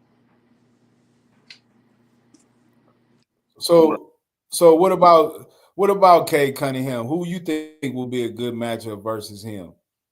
Like you had to decide that somebody, 1-on-1. Let me think. I think Jaylen Brown. I was gonna say De'Aaron. You said Jaylen Brown? Yeah, because Cade Cunningham's a big dude, man. I can't give him no little matchup. I don't think that's fair. I gotta give him somebody with some meat on his bone. I give him who'd I just say? You say Jaylen Brown? Jaylen Brown, yeah. Somebody with some muscle on him. Jaylen Brown be a good matchup for him. Somebody like that. I was gonna say De'Aaron Fox. De'Aaron Fox. I think De'Aaron Fox and the other guy you said for Houston would be a better matchup. Jalen Green. Like the way they bodies are, I feel like them two would be a better matchup. Cade Cunningham's just too big for them. They're gonna bully them. Yeah. I think him and James Harden would be a good matchup too. Or Cunningham and James Harden. What about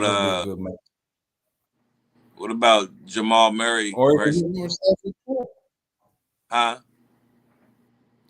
I say even Stephen Curry, like Cade Cunningham and Stephen Curry would be a good matchup too. I think that'd be a good matchup too. I would take Cade just because he's too big. He gonna take him over Curry? Hell yeah. Yeah. Cade Cunningham's a big motherfucker, dog. He is. I know he's big, but man, Stephen, man, I don't know. I think Stephen Curry runs circles around that guy. You only get 3 dribbles. That's all he need. Hey man, like I said, he might only need 2. Getting a shot off like that, brother. I don't think Steph. Now, who are you about to say? Steph for 3 dribbles. I don't think it's gonna be as hard to guard Steph in 3 dribbles. Who was you about to say? Who was you about to say on the 1-on-1? I think I said De'Aaron Fox and Jalen Green. No, the one you was about to just say before we was talking about the matchup with Curry and Cunningham. Who was you about to say? You was about to name a player. I don't I want remember. to see Curry versus Damian Lillard. Shit. Curry versus Lillard would be nice. Yeah, that's popcorn waiting. People would love to see that. Uh, Oh yeah. uh, who else we say? What about my man LaMelo Ball versus a good matchup for LaMelo? I don't want to see his brother play him. LaMelo versus. I think De'Aaron Fox would be a good matchup with him. Yeah, that'd be a nice. Yeah, that'd be good. I watch. I'm trying to think of somebody else though that would be better for him to match up with. Maybe John Morant. I would pay to see that too. Him and John Morant going at it. That's the matchup: LaMelo versus Ja. Yeah, that's a good matchup. Two niggas that sell shoes. So who would you pick to go against Anthony Davis? Cat? Embiid. I put Embiid and Anthony Davis against each other. That'd be my matchup. Who you said who? I said Cat. I think Anthony Davis would kill Cat. I think he would too. I think he would. I don't know if I wouldn't say kill, but I think he does have the advantage. But I would pay to see it though. I would like to see who would win still. Wait, what they going to? 7, 8? They can go to 10. No, that's too much time, man. All-Star. Well, All-Star. 5. Yeah. Either 3 or 5. 3 to 5 is probably a good number. 3 to 5. They play horse with Steph and Luka, and then they do the one-on-one matchups instead of the skills challenge. Yeah, I would definitely see that. Yep. I would give James Harden too. I would put James Harden in that horse. Him. Who else? I can't think Kyrie. of no two niggas better than. I ain't never seen Kyrie do no shit. I'm talking about these niggas is shooting off the shot clock and shit. Oh, with Damian Lillard got to be another guy too. Then the trick shots. Who else do trick shots? I don't see nobody but Luka and Steph doing the trick shots. But that'd be I'd pay to see that, especially if they hitting shit. I mean, I would put Damian Lillard in there too. I would like to see him in that horse too. That would be good. Him, James Harden, and then maybe LeBron James. I think that'd be a good horse. Yeah, just go to NBA. Just go to NBA. Whoever. Instead of playing horse, just play NBA. I'm with that. Keep it short and sweet, because like you said, they ain't got enough time. You know what I'm saying? Like, even with the one-on-one, just go to 3. You know what I mean? You know, that'll give a good time, because then that means we see Steph before games shooting from the bleachers and shit. See Luka sitting down. See Luka shooting off the wall, the shot clock, all this. Yeah, I think that'd be great to watch. It would be. It would be. So then, who would we want to see in the dunk contest though? I think everybody knows what the best dunk contest. I think everybody's came to the same conclusion on this one. Anthony Edwards, John Morant, Zion, and the white boy.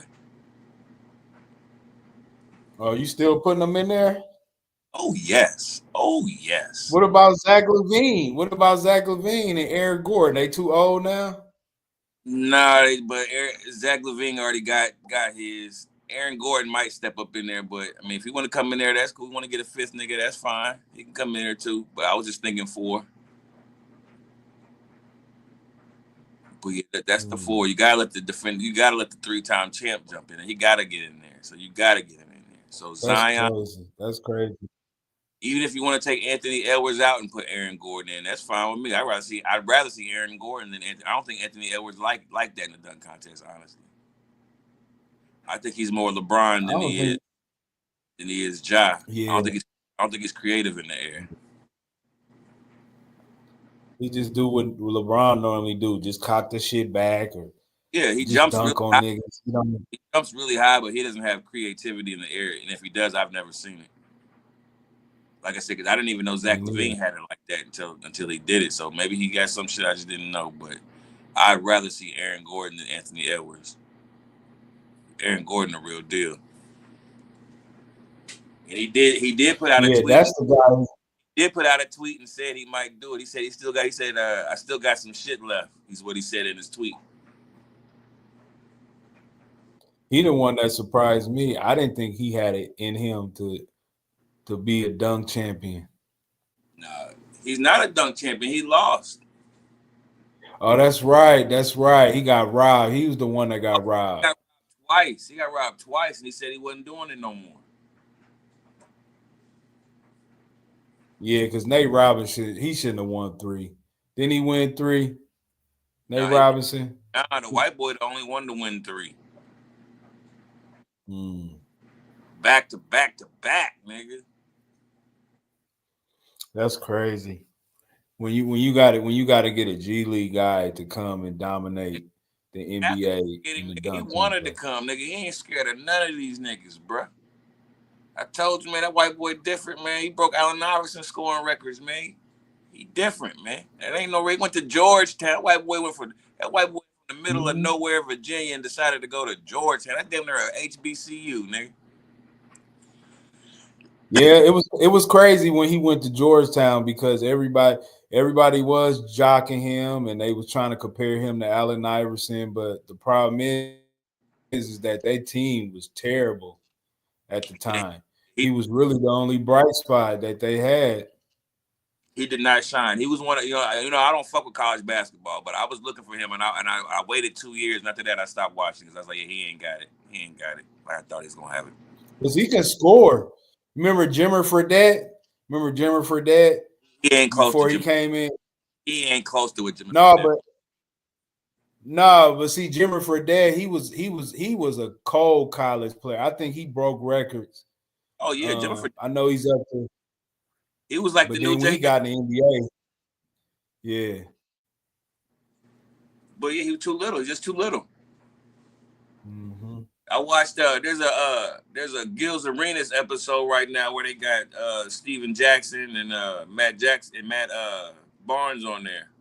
And they said some shit that me and you've been talking about for a long time where I use the same analogy all the time where, like I said, I seen Damon Bailey get cut, nigga, from NBA teams and shit. When he was the number 1 player in the country.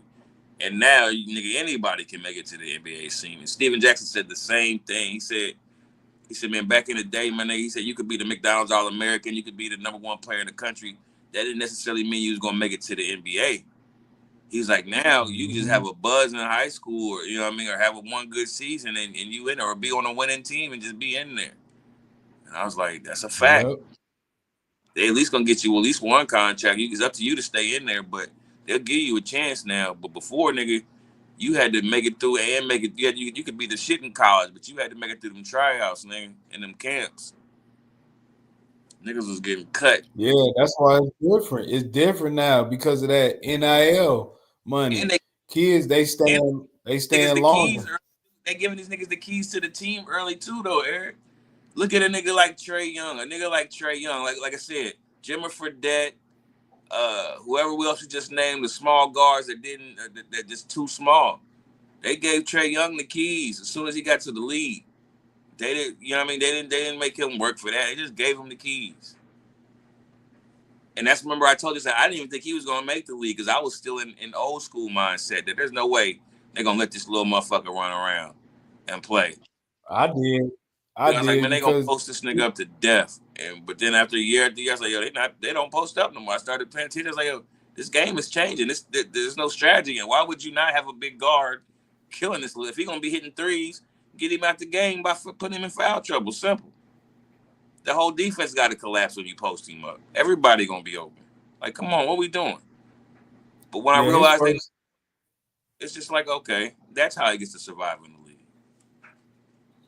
I mean, he's a great pick and roll point guard. Like he'll kill you with the pick and roll. But I remember him when he first came to college. His first game, you could tell that he was going to the league because everybody was already comparing him to Stephen Curry. Just his style of play, shooting deep, going to the basket, just shooting threes like crazy. Like how the way Curry shoots threes in the NBA, that's how Trae Young was shooting the threes in college when he went to Oklahoma. Like, But how you gonna shoot threes if he on the bench in foul trouble? Because I done posted his ass up 4 times in a row. I mean, I knew. I listen. I had doubts too because he was small, but because of the NBA and the style of play that they play, he was perfect point guard. Now, me personally, he's gotten better because remember when he came into the league, he wasn't averaging 10 assists. Like he's stepped his game up tremendously. Um, and the last is long too. You know what I'm saying? That's the reason why Atlanta they really haven't traded him because I mean he is something special, man. To be that small, it's almost like Spud Webb type. You know what I There, mean? there's no doubt about that he's talented, but all I'm saying is there's a kryptonite for that shit, and every team would have one. Every team has a big guard. He should be punished every game. They do. They do. They wait to the playoffs to punish him like that. They don't care about the regular season, man. But when the playoffs come, I guarantee they're gonna have somebody 6'5", 6'6" on that man. They're gonna make sure they buy him. They're gonna make Plays sure they bully him. going to you the first 4 plays of the game in the post. They're going to you on Trae Young 1-on-1. You either I gonna have would. 8 to 6 points, or that boy gonna have some fouls, and you're gonna have 4 to 6 points. I don't know what it's gonna be, but nigga, let's go. Stop it. He can shoot all the threes he want. He can shoot them threes, but he better make them all because we about to get right to the rim, nigga. And if they And they double should. And they should. open now, everybody want to collapse on your little ass because to help you. Now we got everybody open. And that's what I Now, don't understand about certain players that they don't do that to Stephen Curry. I don't understand why some players don't take Stephen Curry down in the post. they all shooting threes, yo. They don't know how to. They don't know how. They don't know how to post up. I was. There's another thing they had Tim Hardaway on the show too. I don't know if you saw this. Tim Hardaway was on the show, and they asked him about how he's like, man, I don't like the way y'all niggas are shitting on the '90s players. He told that nigga Gilbert, he said, nigga, I'd have killed you, Gilbert. He said, and the first thing I'd have did was I'd have Yep. took you down to the post. This is Tim Hardaway. Tell him I'd have took you down to the post. I'd have put all this butt on your chest, nigga. I'd let you feel all of that. They was like, whoa, pause. He's like, yeah, whatever. Yep. He's like, nigga, I'd have started out inside, then I would have started, you know what I mean, crossing over and all that whoop doos. But I'd have took you inside first, nigga. And that's a little nigga talking to a big nigga. That's like I said, man, the way the game is played, these niggas just coming up shooting threes. They don't even have outside of a fucking Euro step to the lane. They ain't got nothing inside the 3-point line. Everything is dribble, dribble, dribble, step back, shoot. But they don't even do the Euro right because most of them either they carrying or they They traveling. allow it, And they to don't. travel. Yeah, I see, man. I see. And then I'm watching the game today and I'm just seeing all these basketball players who's dribbling the basketball. They just palming it, palming it, palming it. I'm just like, damn, they let them get away with a lot of stuff in the league. Yeah, when I was watching LaMelo Ball play, the highlights from that, and that nigga was just carrying the ball. I said, oh my God, this is crazy. And you would think with all these highlights we see on Sports Center and Fox Sports News or wherever, YouTube, social media, wherever, we would think they got handles. But then when you actually take a look at it, man, the referees is not calling these traveling. They ain't calling palming. They ain't calling carrying. Which And Kevin Durant do it all the time. Which goes back to my theory of how the fuck are you supposed to play defense? These niggas are allowed to do everything illegal on top of push off, on top of take extra steps. And they had Rashad McCants on there. He said, He said, man, y'all keep talking about how the defense, the offense is changing over these years, and the players get all these different options, and they got 1,000 new moves. He's like, but nobody talks about to improve the defense. He's like, all the offense gets all that's all they talk about is the offense. Nobody talks about defense, or they don't pay enough attention on new ways to stop defenders. Okay, a nigga got a new move. Well, there's got to be a defensive way to stop it. He's like, but we don't talk about defense or team defense or individual, all that shit, schemes and all that. He said that it's not, and I was like, I think it's done on purpose, though. I feel like there's a reason why they all do it. They all play the same way. Even they had Joakim Noah on there talking about he was with the Bulls. He was like, man, I made a living off of playing down on the screen, down in the screen. He said they don't do that no more. I was like, I don't know why either. Yeah, it sucks, man. It sucks. It's almost like we handcuffed until the playoffs start. It's almost like it's done on purpose. Like I said, entertainment. Which it reminds me of like when Dennis Schroeder said that shit and Kevin Durant got mad during the Olympics. When Dennis Schroeder was talking about how the NBA is just entertainment, we do it both over here. And Kevin Durant got mad and shit. And I was like, he was telling the truth. My nigga, there's a lot of bullshit in the NBA that's entertainment. Where like there's like have you seen there's a clip where it's the same play where Jokic has been trying for years, where he'll get the ball at half court and he'll shoot it, and somebody will bump into him and they won't give him the 3 free throws. And he do it all the time and they never give him the foul. And it's like, nigga, those are the rules, my nigga. I'm shooting a 3-pointer. Nigga foul me, but y'all keep making me take it out, talking about it's not a real shot. And it's like, yeah, I'm doing it by the rules. Y'all not even following the rules for entertainment purposes. That's when I start seeing niggas Paul get yelling and barking at the ref. Niggas that know the rules. These niggas read the rules really well, and they're gonna abide. They're gonna work ways around the rules. That's what we saw in that skills challenge, right? Mm-hmm. Well, Chris Paul cheated, by the way. But as I'm saying, he found a loophole. Niggas is finding out, reading the rules. Okay, so I can do this then. So okay, so you're saying a travel is only so okay. Well, I just take a dribble here, step over here, and step over there. Pause here for 36 seconds, and then I go up and shoot. Because you said as long as I take a second, it's like, man, come on, man. Y'all niggas is just...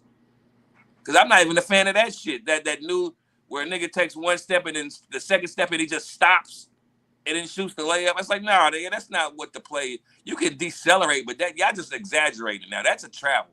On your second step, nigga, you got to go up and shoot or pass. That's the rule. You can't just stop and then go up and decide what you're going to do 6 seconds later. Nigga, what are we doing, my nigga? But, like I said, it's damn near an and 1 game at this point, my nigga. They letting and 1 moves go through. Yeah, that's why it shouldn't be a problem for them to do the one-on-one for the All-Star game. And then, maybe you still can keep the All-Star game, but maybe shorten the minutes up so that way, some of the players can play one-on-one on All-Star Saturday or whatever, get it set up that way. I think they need to establish new categories for the All-Star. I think they need to add what's that man named Harkenstein? Mm-hmm. They need like a play. They need like that type of whoever the best Harkenstein is, nigga, should be on each team. Every team should have a Harkenstein. They need some people that's gonna make the defense. Don't care about getting dunked on. Actually, go challenge to block a shot. You know what I mean? Niggas that's actually gonna take some pride in. How many guys? And how many guys is that in the league? Oh, there's plenty of those. Plenty of those. Who's another guy? I would say nigga like Daniel Tice or a nigga like what's my man name that play for the Pacers? Obi Toppin. A nigga like that. Oh yeah, Obi Toppin, he do be. Oh, even Miles Turner, huh? Yeah, Miles Turner too. Well, Miles Turner could be an all-star. He should be an all-star at some point. So no. I'm talking about niggas that shouldn't really be all-stars. They just play really hard. Oh, okay. Like remember Jeff Foster? Yep. Them type niggas. Dennis Rodman type niggas. Them type niggas. They ain't got to score a lot of points, but they gonna give you effort. If you go up and try to dunk on them, they're gonna go up and try to block it. They're not just gonna move out the way. Oh, by the way, did you also see what Tim Hardaway said about Tyrese Halliburton? I did not hear that part. I did hear about the part where he said he was gonna shit on him. Yeah, he was on Gil's show and he was just talking about, he said, well, what he would do to certain people. He's like, oh yeah, Brandon Jennings, we would have beat you up. Da, da, da, da, da. He just went down the line. He's like, but you know, if I could, he said, man, you know who I would, man, if I could go back and lace him up, who I would want to fuck up. And he's like, who? He's like, man, that Tyrese Halliburton. He said, man, because he think he better than what he is, man. I want to fuck. I was like, man, ain't that the truth? Talk about it too. He do think he better. He said, he think he hot shit. I said, hey, he do. He sure do. I mean, he got talent, but it just seemed like it's not his fault because the Pacers pushed him in the forefront to be the best player on their team. So it's almost like, man, they the ones that gave him a big head. I know, but I understand the competitor in it because I know what that feels like when you see somebody hype, just talking crazy to niggas, and you like, man, you not even that good, dog. Like, chill the fuck out. You not even like. I wish, wow, fuck you up, boy. I wish I could go back and show you what I got, nigga. I know what he's feeling because I feel like a nigga like all be talking trash. They all be talking trash, so that's crazy. They make one bucket and they ready to celebrate, man. Like they didn't score 50 points. It's just like, dude, it's one basket. Calm down. Like, calm down, I feel dude. like Calm down. like a nigga like Tyrese Halliburton wouldn't even have seen the floor back in the day, dog. No, he wouldn't. And you know why? You know why you can say that is because we seen it in the Olympics when he had to play with the best players. He didn't hardly get no minutes. I feel like a nigga like Muggsy Bogues would do that nigga bad, like for real. Like in the playoffs, if he had to play against Muggsy Bogues in a playoff series, I feel like Muggsy Bogues would get the best of that nigga. That'd be a good matchup. I ain't even gonna. I couldn't even see him. That's where I put that. I put that nigga like a little bit below Muggsy, on the same level of Muggsy Bogues. If I was gonna put him in the 90s, my nigga. And I think Muggsy, like I said, I think Muggsy would getting his ass over a series. Well, let me ask you this, because I know it was a topic that they brought up with Anthony Edwards as far as asking him, is he the face of the NBA? And he said no. He said that's what they got Wemby for. So who do you think is the face or the next face of the NBA? Who do I think it is? I think it's who I've always think it is. Luka Doncic, baby. I knew he's gonna say Luka Doncic, man. Who else you know speak 3 or 4 languages, my nigga? So you don't think it's Wemby at all? Nah, man. He ain't got no personality, man. He ain't got no swag. You saw how he was dressed at the All-Star game? That nigga had on a soccer jersey and some jeans. Nah, man. He ain't got it, bro. And he got a widow's peak.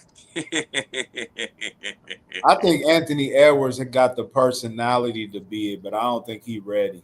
No, he's not ready. He's personality, but the thing I don't like about Anthony Edwards is he's too much of a nigga. I don't know who his parents are, but I'm sick of and saying the N-word or just cussing all. Like he talk like he's 16 and shit. He needs media training, and I think he's more afraid of the off the court shit than he is. You know what I mean? Just because it's not, when you're the face of the NBA, it's more than just playing basketball, right? It's about, you know what I mean, not being caught in the wrong places with the wrong people. This nigga, ain't his baby mama the same? Don't he got Lil Durk's baby mama or some shit? Yeah. That's another story for another day, boy. I'm just saying that nigga could be in a shootout any minute, my nigga. He does not need to be the face of the NBA. Alex, I don't know what he does in his off time, but I've seen him off the court. He still wears his hat cocked to the right. You know what I mean? He like I said, he curses all the time, like he's 17 doing an interview. He talk like Cameron and Mace do on their show and shit. It's like, dog, you in front of the fucking microphone, you the camera. The other day he says, "Oh, is that a cuss word? Can I even say that?" I'm like, nigga, you know that's a cuss word, nigga. What are you talking about? Like, he's young. He just remind me of a raw player. Like, got no home training. He just raw. Exactly. Where are your fucking parents at? You only 20-something. Where are your fucking mom and dad at? Who are they? I want to meet them. I want to talk to them. I want to see them to find out what's wrong with this nigga, because I'm sick of seeing that shit. That's almost embarrassing. Allen Iverson wasn't even doing that shit. Yeah, I don't. SGA got the swag with the clothes and shit, but that's it. He don't. He don't have enough personality though. Yeah, exactly. I He don't have enough personality. Luka got the most. I mean, maybe I'm biased because like I said, I don't watch all these niggas the way I watch Luka. But I mean, Anthony Edwards got the most personality. Don't get me wrong, but Luka got the most personality. Like I said, without sounding ignorant, he speak multiple language, and now that the fact that he's in LA, that it puts the icing on the cake, really. I mean, you would definitely think because of his international ties and being that on one of the best franchises in NBA history, he should be the face of the franchise. I believe that if John Morant wouldn't have got in trouble, he would be the guy because he has the personality that they want because they was actually pushing him until he got in trouble. The reason Now they don't even. The reason, let me give you some pushback on Ja Morant. The reason I'd say no on Ja Morant is because the NBA knows everything, my nigga. I don't know if you've heard Carmelo Anthony talk about it or not, but them niggas do their investigations. They know what you doing, my nigga. They know who you hanging out with. They know who your friends are. They know all that shit. And so I don't even think before that shit even happened, they knew it was going to happen, I think, with Ja Morant. I'm sure there was shit that came out before all that we just didn't even hear about with Ja Morant. Yeah, because it went from Ja Morant to Anthony Edwards. Just like that. Just like that, bro. And now at the beginning of the season, it was all Victor. And now that and they try to throw a little bit of Jokic and a little bit of SGA in there, but now that Luka's in LA, that's all they talk about now. But one thing that I think Luka, Anthony Edwards, and Ja Morant got in common that they like is that they talk. They yell at niggas. They bark at niggas. You know what I mean? They don't back down.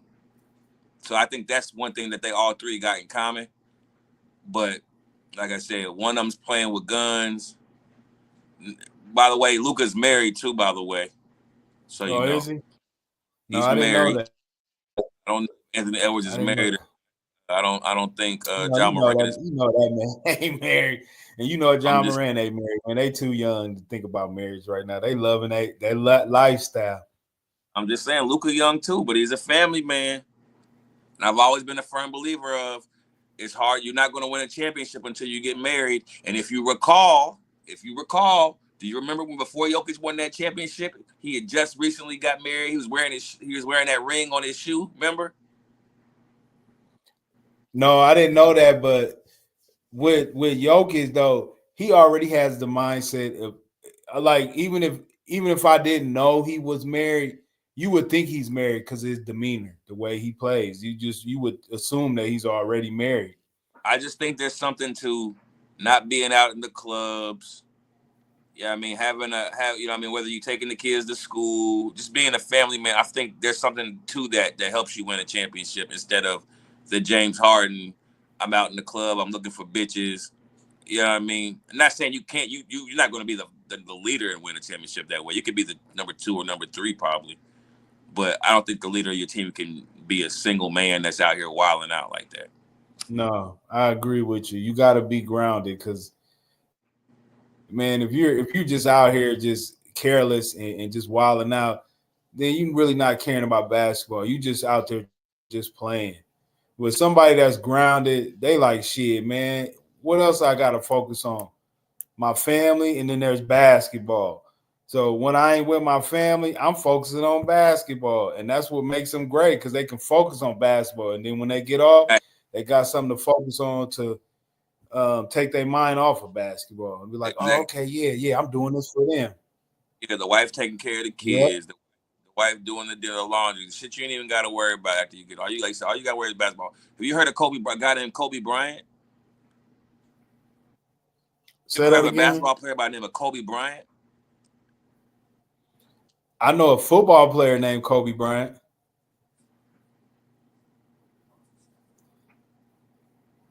Don't do that. We know. Do you recall how early him and Vanessa got together? My memory is shot when it comes to how far, but Well, he came in at about 18 years old. I would say he got married to her around 21, 22, something like that. you know he was gonna be special because all he did was focus on basketball. Uh, Like somebody like him, That's why I brought it up because of what you just said. Like I said, he was already focused like that. But then when you got married at an early, he didn't wait till he was 28, 29, 27. You know what I mean? He got married super early, which he just focused on basketball at dumb early age. Even LeBron James, he had a child in high school. He's been with the same girl since high school. mm-hmm. Not saying he ain't doing his thing, but he's been married basically since he's been with the same woman since high school. Mm-hmm. That's crazy too. You always wanted to be with your high school sweetheart. Shit. So let me ask you this then. Since we're talking about the face of the NBA or the next face, why ain't Jokic the face of the NBA? He's the best player, but they keep letting LeBron be the face of the NBA. Why is Jokic not being mentioned as the best face of the NBA? In my opinion, it's for what we just talked about with Anthony Edwards, but a different way. It's because Jokic doesn't want to be the face of the NBA. Jokic looks at the NBA as the way you and me look at our job, except for he gets paid way better than us. He's going in there to do his job, do it well, get paid, and go home. He doesn't want to do all the extra shit. You feel me? I What I mean? feel him. You know what I mean? I And that's feel him. cool. Like that's how most players that play in America that go overseas to play. That's how they are. Them niggas ain't hanging out over there after the season. No, them niggas coming right back to America to go to the clubs they want to go to, and they don't want to go to them. You know what I mean? Of course, they got to do while they there. But you remember Loving Basketball, right? Where the girls got overseas and she wasn't feeling it. Nigga, she barely spoke in their language. Remember they was in the locker room and the coach was giving a speech and she reached out to the girl. What did she say? He said, "Just give you the ball." She don't even know what the fuck they saying out there. Everybody speaking a whole nother language. I'm ready to go back home after I get this check, my nigga. They don't play the music I like. It's hard to find Slovenian food out here in Denver, Colorado. You know what I'm saying? Yeah, So I don't think he just wants to do it the off the deal shit. but LeBron do, huh? Say LeBron do, huh? He was the chosen one. That's why they call him Exactly. that. He's been basically with the same girl since high school. He was bred for. You know how they talk about presidents that they put in order, and they like, they bred for this shit, my nigga. LeBron was bred for this shit, my nigga. I know. I've heard people say that they was calling professional teams when he was in middle school trying to shop his tape out and shit, tell him to come to his NBA teams to come to his games when he was in middle school. So they've been pushing LeBron James. Well, tell the fans out there, tell them you used to play with him back in the day. You played against him back in the day. No. He didn't play. No. He used to play against us. We used to beat the shit out of them niggas. Oh, my bad. He played against y'all. Like Expo, You gonna give him a little scoop? Give him a little scoop, man. If you know, you know. If you know, you know. Anybody that fuck with us on that team, if they listening or hear about the playback, you can comment. If you know, you know. Gave them niggas hell for years, man. For years. Cool guys though. Cool guys. What high school was he a sophomore, junior, freshman? What was he? First started playing AAU. Our AAU started in middle school, so we started playing him from middle school to high school. And see, what happened with me was when I got to high school, my freshman year, I was ranked number 1 point guard in the state, right? Going into high school, Jason Gardner was just now leaving the high school, going to Arizona as a freshman. So I was coming in under Jason Gardner.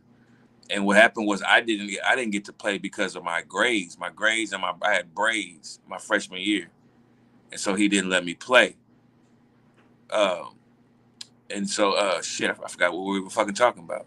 I was talking about you with LeBron. You were talking about the LeBron stuff. My mother didn't let me play AAU that year, right? When we was going into high school, I didn't play my freshman year in high school AAU, and so I remember I was in the hallway. And my man came to me in the hallway and was showing me the Sports Illustrated with him on the front. And he's like, yo, look who on the cover of the magazine. I was like, who the fuck is that? He was like, "That's the boy from Ohio, LeBron James." And I was like, "Damn, that's him." Nigga, it looked like you ever seen the movies like when the nigga Bruce Banner turned into the Hulk? Mm-hmm. It looked like two different people, bro. I said, man, that nigga like a grown. Wait a minute. So you mean to tell me he was skin and bones, and then when you actually seen him on the cover, he was swole diesel? Man, when I'm telling you that nigga was built like Tyrese Halliburton, but probably like a 5'10" Tyrese Halliburton, and he grew into Amari Stoudemire, my nigga. Ooh, see, you making me think of something that we've been brought up before, but I ain't gonna bring it up, man. I'm gonna leave him alone on this one. But what fucks me up is when I think about it, when that movie came out and they was recording them the whole time, like they knew. You feel me? And I'm thinking, how did they know this kid was gonna be that good? It's like, did they know he was gonna grow? How did they know he was? You know what I mean? But it's like they was recording this kid from jump. Like they knew he was gonna be the one. And it's like, I don't know who the fuck his daddy is for real, but I think the city knows who his daddy was. So I think maybe that's how they knew he was gonna grow. But yeah, the nigga. Who was his dad? Who was his daddy? They say that some nigga from Ohio. Ron Artest said he was. I think he was like. They said his dad was locked up with him. Some niggas that was locked up with his daddy. Some nigga, but he looked just like him. My nigga built. It's on the internet. You do some Google. It's on the internet. They got he played basketball too, out there. But anyway, the way he grew. If you watch, I don't know if you ever seen the movie. It's called More Than a Game, the LeBron James movie. Yeah, his AAU team, there's where he shoot it from half court and he miss it and they lose the championship game. That team that they lost to, that's the team that beat us. They was from Cali. It was a team from Cali that had the #1 player in the country at that time. I don't remember what his name was, but they had the best team. And they beat I think we came in like 5th or 8th or something like that in the nation. Some shit like that. But I think we had to play them to get to the championship game or something. And they beat us. And then they played LeBron in the championship game. And that's the game that they showed the end where he had the last second shot from half court and he missed it or whatever. But yeah, this crazy scene. That's why I said the real dog. I've always said I think it was so hard for me to accept a lot of things with LeBron is the fact that he is like the same age as me in the same class. Like there's no way this kid that's the same age as me could be the greatest of all time. There's no way. You know what I'm saying? But then again, I feel like niggas that was born in Michael Jordan's era didn't think that. They wasn't like, hey, there's no way this kid that was born in 1960, whatever, could be like, yeah. But I don't know. I don't know, man. It was just the fact that when you see him play, he was just bigger than everybody.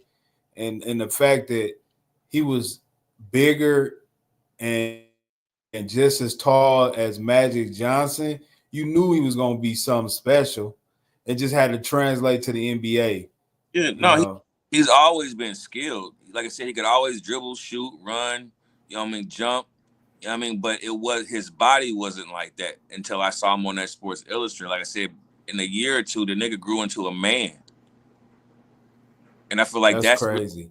What most people, when we talk about basketball and NBA, college, or high school, whatever, what really separates these niggas is the size. The skill all the time doesn't catch up. That's why you see some of these niggas like, I didn't start playing basketball until my junior year or some shit. So yeah, but you 6'5", you're 6'4". It ain't that hard to find. Some of these African niggas bring these niggas over from Nigeria, nigga. They start playing basketball in a month. They can play basketball. It ain't that hard. Right. And that's why I feel like you said, we get all these what they call them Sunday, what they call them quarterbacks, Sunday couch quarterbacks or whatever, where we watch the game and be like, man, this nigga's trash, man. This nigga's sad, nigga, because we all play sports. And we'll be like, yo, this nigga's just 6'4". I can do it. He's just bigger. The only reason he's playing is because he's taller than me. That's it. But that's what remind me of these college kids now. It's like you can't really determine which one is going to be decent, even though you could look at their skill set and be like, oh yeah, that can translate. Because I mean, it's like what we was talking about with Trae Young. He's so small that we would have never thought that he would have been like this great player that he is now in the NBA. You know what I'm saying? Because back in the day, them small players, they didn't really amount to nothing in the league. But because of the rules change, it's perfect for them. Exactly. You know, that's it's hard for me to think he's that good. Like that's why I feel like He not. He not. you know what I mean. Those point guards that we talking about, like a Terrell Brandon or a Muhammad Abdul Rauf or Nick Van Axel. Whoa. Yeah, some of these niggas ain't even like these niggas. I'm not even only want to bring up the stars. I'm just talking about solid point guard. Rod Strickland, solid point guards would tear this nigga's ass up. No homo. Yeah, because they would know what to do. He's a star today, and they were sixth men and just solid point guards. Like like I said, Terrell Brandon. What's my man? What's the McKnight? What's that? Brevin Knight type ass nigga. Brevin Knight, yeah, Brevin Knight, yeah. Let Brevin Knight get the ball all game and shoot it and give him the green light and see what happens. He can't get 25 and 10. Mahmoud would kill him because he's still in the big three right now. He's playing in the big three. There's no way in fucking hell you're gonna tell me Trae Young one-on-one, not one-on-one, but playing against the Seattle Supersonics and against Gary Payton in a series, and Gary Payton gonna fuck him up on offense. Yeah, he's gonna eat his lunch. He's gonna post him up all game and talk crazy. Man, come on, man. I the shit I grew up watching, I can't compare it to this shit. I can't even give you niggas the props that you feel like you deserve because I've seen better. And the niggas that this is the reason why. My bad, go ahead. No, I was just saying this is the reason why it's hard to watch basketball is because there ain't no strategy in the game. You can just tell like now, like even with Golden State, like I'm watching Golden State and they actually have a purpose. Like the fact I see why a lot of people think Jimmy Butler is an important piece because he's one of those type of guys in Golden State's offense to where you don't have to run plays for him. He actually makes plays on his own and actually makes them better when he making plays. Because basketball player. Yeah, I seen it today when they played Dallas. Every possession, he don't turn the ball over. He seems like he makes the right play. He don't need to run a play for him. He don't do nothing. He don't do nothing fancy. Nothing. He don't play. He don't really take bad shots unless he's just feeling it or some shit. Mm-hmm. No, Jimmy Butler's a solid. Like I said, he reminds me of Ron Artest. His game is not pretty. It's solid. He'll play defense. He'll play offense. But I think Ron Artest was even better than him. I think Ron Artest and the prime Ron Artest, the Pacers, is better than prime Jimmy Butler. Not saying he didn't lead the team to the championship, but again, I think that's a team. No, you're right. I don't think that's a player. No, you're right because man, Ron Artest he built himself to be one of the top-notch players, and so did just like Jimmy Butler did. Just like Jimmy Butler did, but the only difference is that Ron Artest is a way better defender than Jimmy Butler is. He's a way better defender. I agree, but I'm just saying it's like the first thing a nigga's gonna say is, "Well, Ron didn't lead a team to the championship," and I'm like, and that's why I had that.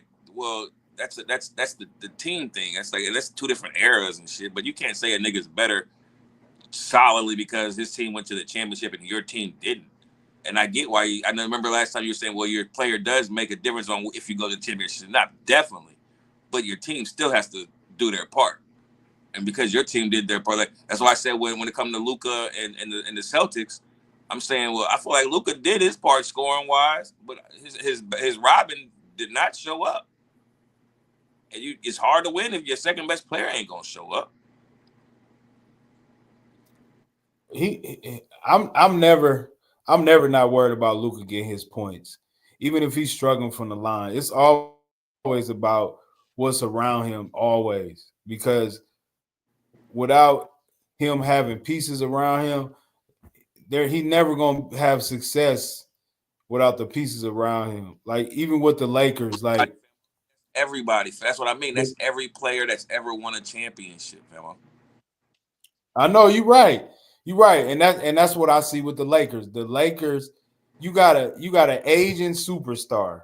He's 40 years old. Yes, he's defying gravity. Yes, he is, but I just don't think he can keep sustaining as much as people think he can. And Luka, it's like it's almost like with Luka. It's like the Lakers are rushing him back to play, and he's not really at the peak where he needs to be. No, he's not there yet, but he's playing into shit. He's playing into it. He's gonna get there. Like And I the said, fact that Ken's like his shot ain't even falling yet, and that's what starts off his one-on-one game. Once his 3-pointers falling, because if you think about it, he takes about 10 threes a game, 9 to 10 threes a game. If he makes 4 or 5, that's 15 points right there. but that's what he And the was free throw, averaging last year. that's what I'm saying, but that's just That's off what he three. was averaging for as far as 3-pointers. He was averaging 4 3-pointers a game. Once he's making his threes, though, that's when the defense is playing up, and that's when he starts getting in the paint and creating. But if his jumper ain't falling, the rest of his game ain't gonna come together. And his jumper ain't falling because he ain't in shape. What's his legs? He gets his legs under him. On top of that, what people ain't talking about is just the nigga's human, man. The nigga's human. I'm sure he was very emotional and getting his mind over what just happened. That shit's crazy, my nigga. I don't even like talking about Yeah, it.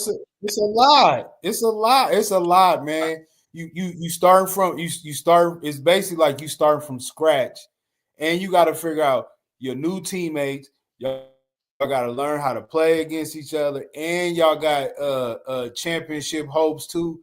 That's a lot to put on That's one just guy. the Lakers side of things. I'm talking about, dog. You were drafted by this team. You saying that you want to be here for your whole career.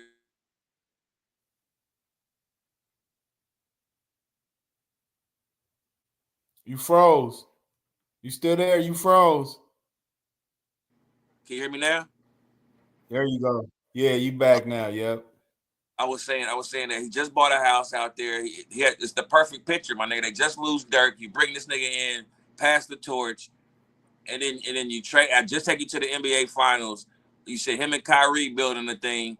They've been building this team since he got there, and then you just trade me, my nigga. Like your feelings got to be hurt. Your mind got to be fucked up. Like, and Oh, then I they know it talking is. shit about you, which is crazy. They talking crazy about you on the news every chance they get.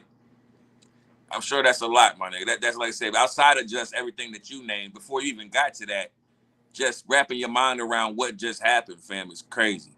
It's just like if your job called you and was like, hey, it's 3 in the morning, and they like, hey, don't come to work tomorrow because you gotta work. We moved you to fucking Wyoming, my nigga. You gotta work in Wyoming now, so pack your shit up and go. You like, yo, what? I just bought a house here, my nigga. Y'all niggas, I'm top 3 in the company right now. I'm doing better than everybody. What do you mean? You gotta move your kids, your wife, everything up, and like that's a lot, dog. That's a lot. Like I said, I'm just sure his feelings was hurt and all that. But that's why this game tomorrow is gonna be crazy because I don't know what's gonna happen. Not tomorrow. Tuesday. Tuesday. I'm sorry. I'm ahead of it. I'm ahead. You got me excited. But let me ask you this: what superstar that you know that has been traded in I wouldn't even say mid-season, but just traded in the season of the caliber of him, Never. and they won a championship? Kareem Abdul-Jabbar. That's it.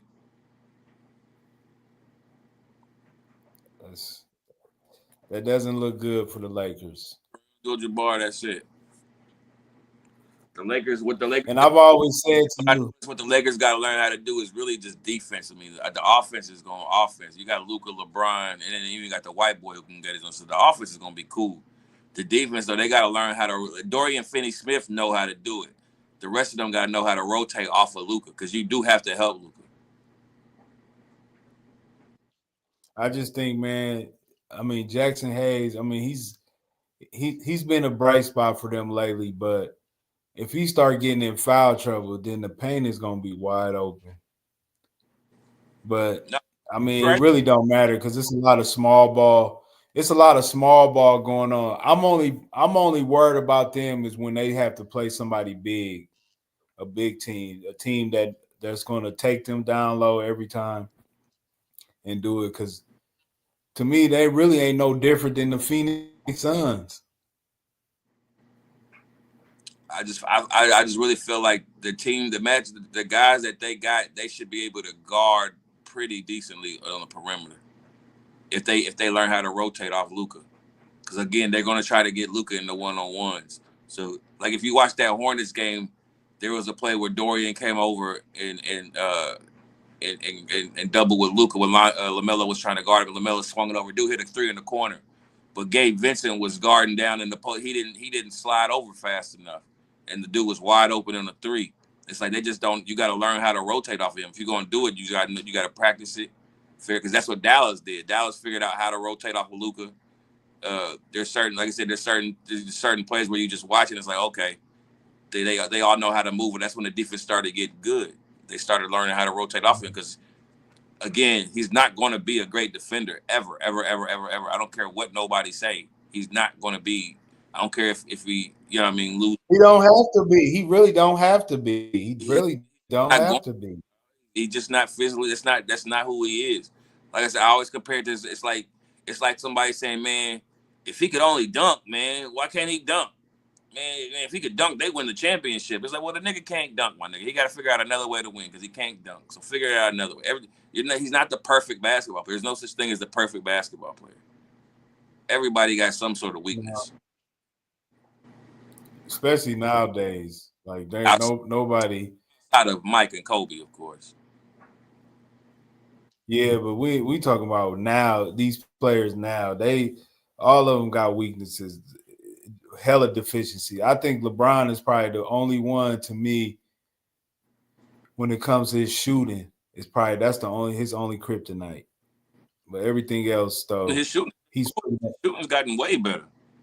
Oh yeah, it does. It gets way better every year. Like at one point, his 3-point percentage was getting better every year, but this year it then took a hit.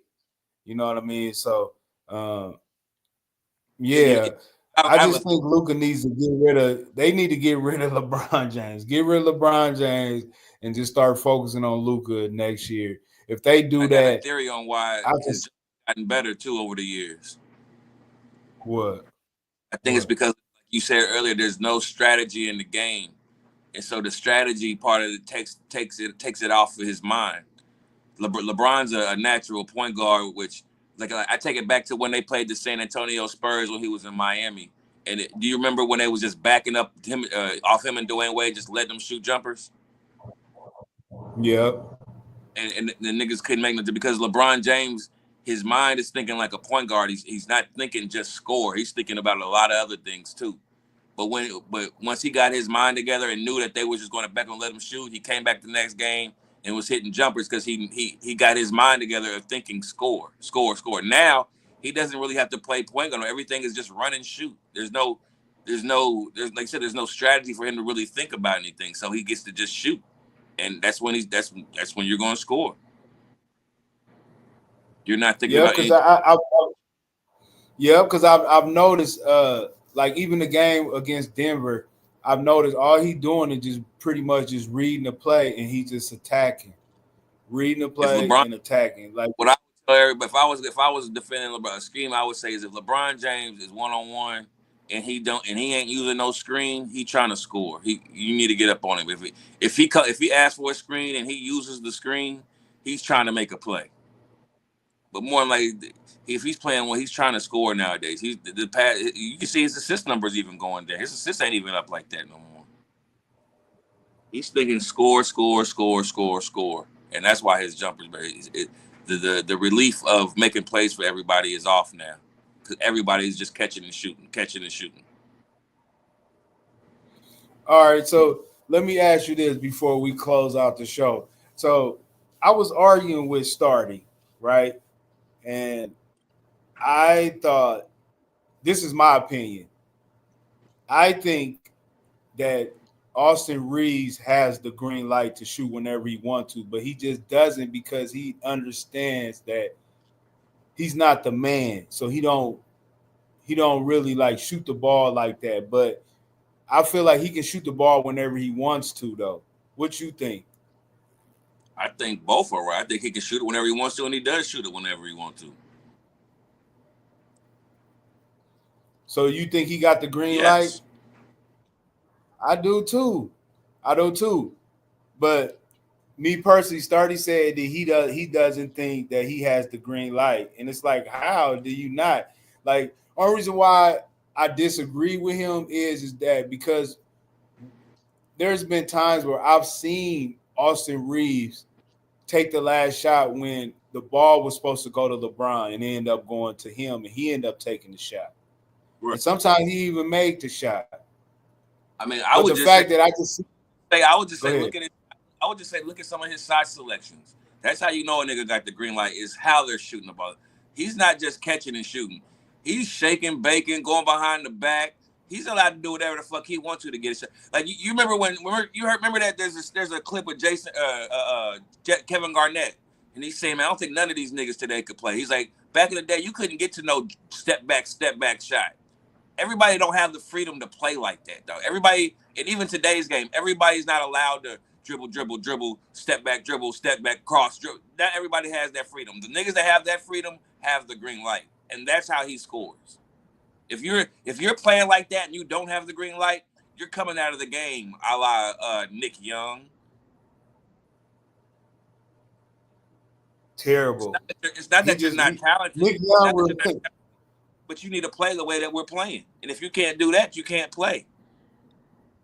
Carmelo Nick Young reminds me of Jordan Poole. or even you said Carmelo Anthony. Yeah, that's why everybody's like, why Carmelo can't play? It's like because the way he plays is not the way they play no more. They don't throw it down to the post, jab step, pump fake, jab. Nobody does that no more, my nigga. If you're gonna play, you're gonna be a 3-point shooter. Yep, even that baseline shot that he normally hits in that's gone too. Like he's not even useful unless he's sitting out there waiting for the pass. If your coach is not allowing you to run a certain type of offense, like if Kobe's not being coached in the triangle offense, I don't even know if they will let Kobe play the way he wants to play in today's game. Everything will have to come out off the 3-point line, 1-on-1. Ain't gonna be no, hey, catch it here in the post, y'all cut through. Ain't none of that shit today, dog. None of that shit. It's give me the ball from the top of the key. Even if I'm a big man, give me the ball outside of Jokic. Give me the ball at the top of the key and watch me work. Whatever I do is gonna start. It's gonna start on the perimeter. The only nigga that starts inside the perimeter is Jokic, and that's all the bigs, my nigga. That's crazy. And like I always said, nigga, if I was a big man playing today's basketball, I wouldn't even want to fucking play basketball, my nigga. Imagine me telling you, hey, yo, let's go hoop, yo. And you like, all right. I'm going to say, hey, this is what I need you to do, E. I just need you to just come set a pick every time I ask you to come set a pick and dive to the rim and try to block it. So that's it. That's all you get to do, my nigga. Come set some screens. If I pass to you, and you know what I'm doing after you set that screen, don't you? I'm letting a 3-pointer fly. So imagine you running up and down the court. Like you ever think about that, my nigga, as a center? Let's say we start off on defense, my nigga. You the center. You start off on defense. We get a stop. You grab the rebound. You pass it to me. You run down the court to the block. I'm at the top of the fucking key. I'm waiting for you to come set screen. Now you got to come run right back up to the 3-point line, set a screen. It don't even work. So I might ask for the goddamn another screen. You got to come run back up, set another. You ain't even touched the ball yet, my nigga. You done set 2 goddamn screens, and I throw up a dumbass shot, and we running right back on defense. And that shit happened 3 or 4 times in a row. You lucky because you might get an offensive rebound, or I might throw you an alley-oop because I got so high the defense lets you catch a oop. Like that's what a big man's game is now. I would hate playing that, my nigga. I would too, and that's the reason why I'm not mad at some of these big men who want to be guards, because they know that they're not going to get the ball in the post. So what other way am I going to be able to get the ball? I got to play like a guard-ish. So I get it. I get it. But at the same time, of course, we old school. Like when shit's not working, take your ass down in the post and punish this man. You know what I'm saying? Just punish him. Think about this, cuz if you take out all the star bigs, right? Take away Jokic, Joel Embiid, Giannis, Wemby, take them niggas out, right? What do all the other centers do? Rebound. They're all the same, nigga. They're all a bunch of what's my man that played for Cleveland? Jared Allen. Yeah. They're all a bunch of Jared Allens. They just gonna run up here, set some screens, maybe catch an alley oop, maybe block a shot and rebound. That's it. Them niggas have no offensive skills. They don't even give them the ball. So what is Mowgli then? So what would you consider Mowgli would be on the Mobley's Cavs? not What would he big. be? Mobley's not really a big. Mobley's like what Kevin Garnett type shit. He's tall as shit, but he has the skill to do whatever. He's really like a what like them power forwards that ain't power forwards. They ain't got no power, but they power forwards. He's Like that a position. stretch, like a stretch four, like a stretch Yes, four. exactly. But he got skills. Yeah, he do got skills though. He do. I came from. He do got skills, and shout out to him. I wonder what happened to his brother. I wonder did he make it to the league? I ain't heard nothing about his brother, man. They was hyping him up too. Because at one point he was playing for the Clippers, and then all of a sudden I ain't heard from him since then. I don't even know if he's still playing. I don't know either, But contract. I do got one more question. I got one more question. Who you think the best coaches in the league is right now? Like if you had to choose to start your team, who would be a coach that you would start with? To be honest, my nigga, I would probably say Denver's coach. I like him. Mine is Ime Udoka. I like Ime Udoka. Just the fact that man, he know how to connect with players, dog. He making Houston look like there's something. Let me ask you. I agree he's a good coach. It's because it's obvious just by his work. But what have you seen that makes you say these things? Because I've never heard him talk much. I've never seen like his style of coach. Like I don't know what he does to get what he does. You know what I mean? But I feel like I've seen some of these other coaches and what you know what I mean, Steve Kerr or whoever. You kind of see what they do. I don't really know what Ime Udoka does to do to get these players to coach so well. You feel what I'm saying? Yeah, but you know how they always used to say your team plays like your coach. Your Correct. coach's coach. And so to me, they look like they scrappy. They're a bunch of scrappy players, you know what I'm saying? Because everybody run up and down the floor. That's a given. But I just feel like they scrappy. Like he's got his main guys, and then he's got guys that don't really shoot like that, but they can shoot if they need to, like Tari Eason. Like he's not really a name that people be like, oh, okay, yeah, but he does what he does in the paint. You know, Brooks is another guy, you know what I'm saying? Like he's not we don't really look for him to score, but he can score. But you know, we just put you on him on the best defender. And I'm trying to think what the other guard name is. Do you think? Do you Damn, think? what's his Do you name? think that? Because I mean, don't get me wrong, Boston. I'm not giving them props for Boston because that's. I mean, anybody can coach them as we're seeing. A new guy can come in, and a new young guy can coach them. They're so good. So I'm not tripping off that. But Houston has talent. Don't get us. They're not talentless over there. You know what I mean? And like you said, it's almost like playing a video game where you know these guys got talent. And you're just kind of putting them in the right places and controlling them on what they need to do or to be a better team because they don't really know. They're young, they got talent, but they don't know how to win. And so he obviously shows people how to, like you said, play hard, play defense, and when you got talent, you can teach them how to win, or they're going to figure it out as well with the talent they have.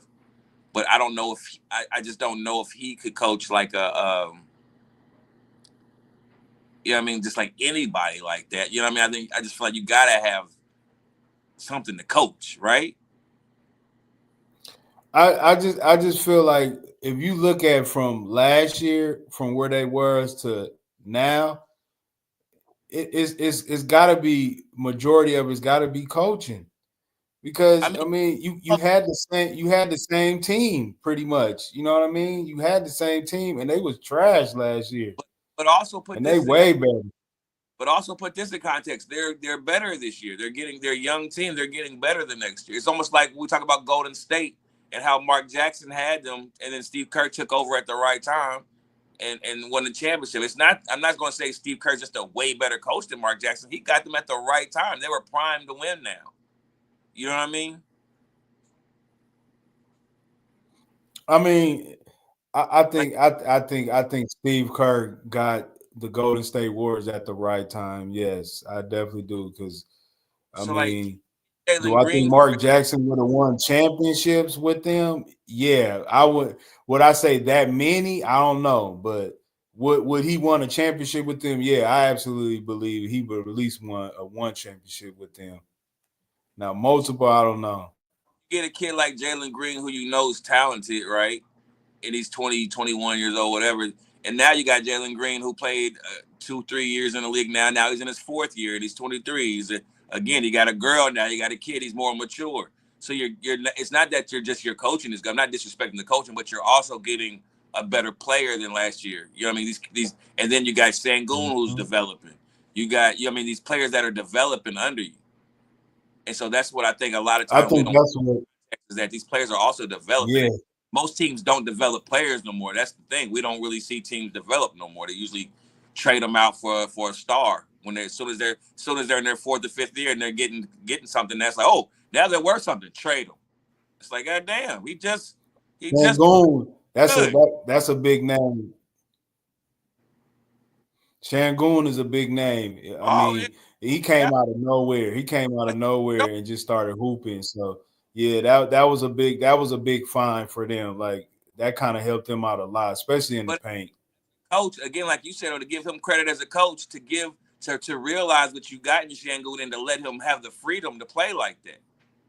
Because without the freedom, it's Yeah, just like because Jokic. Remember, Jokic was like a second round pick. They didn't know Jokic was going to be Jokic, but after letting him play and realizing, hey, this motherfucker can play, we should start playing through him because playing through Jameer Nelson and Fareed isn't working. right, right. Because Kid, with kid, Houston, yeah, because with Houston, remember Jalen Green was supposed to be the guy. He's supposed to be the guy, right? but it's like now that they got Shangoon and they establishing him as the Yeah, player, they taking off. it's the smarter way to play basketball. Like I said, it's like, yo, you if we want to play this entertaining style of Jalen Green basketball, we can. We're not gonna win shit. But yeah, you gonna get some highlights and some high point games. Like when remember you was talking about playing for stats and shit. That's what I hear. Like when I hear playing for stats, I feel like that. Like, okay, we're not gonna win, but Jalen Green gonna go off, because we don't know how to fucking play basketball. But now that you got Shangoon and I'm giving him the freedom to clown and do his thing, now Jalen Green, y'all two got to figure out this is gonna be y'all are the 1-2 punch now. Ahmed Green, you're the defender guy. Yeah, everybody's gonna find their roles now. Now that we know how we gonna play, this is how we go. This is how we gonna play, and everybody got to find their roles now. That's pretty much what building the culture is and finding team chemistry.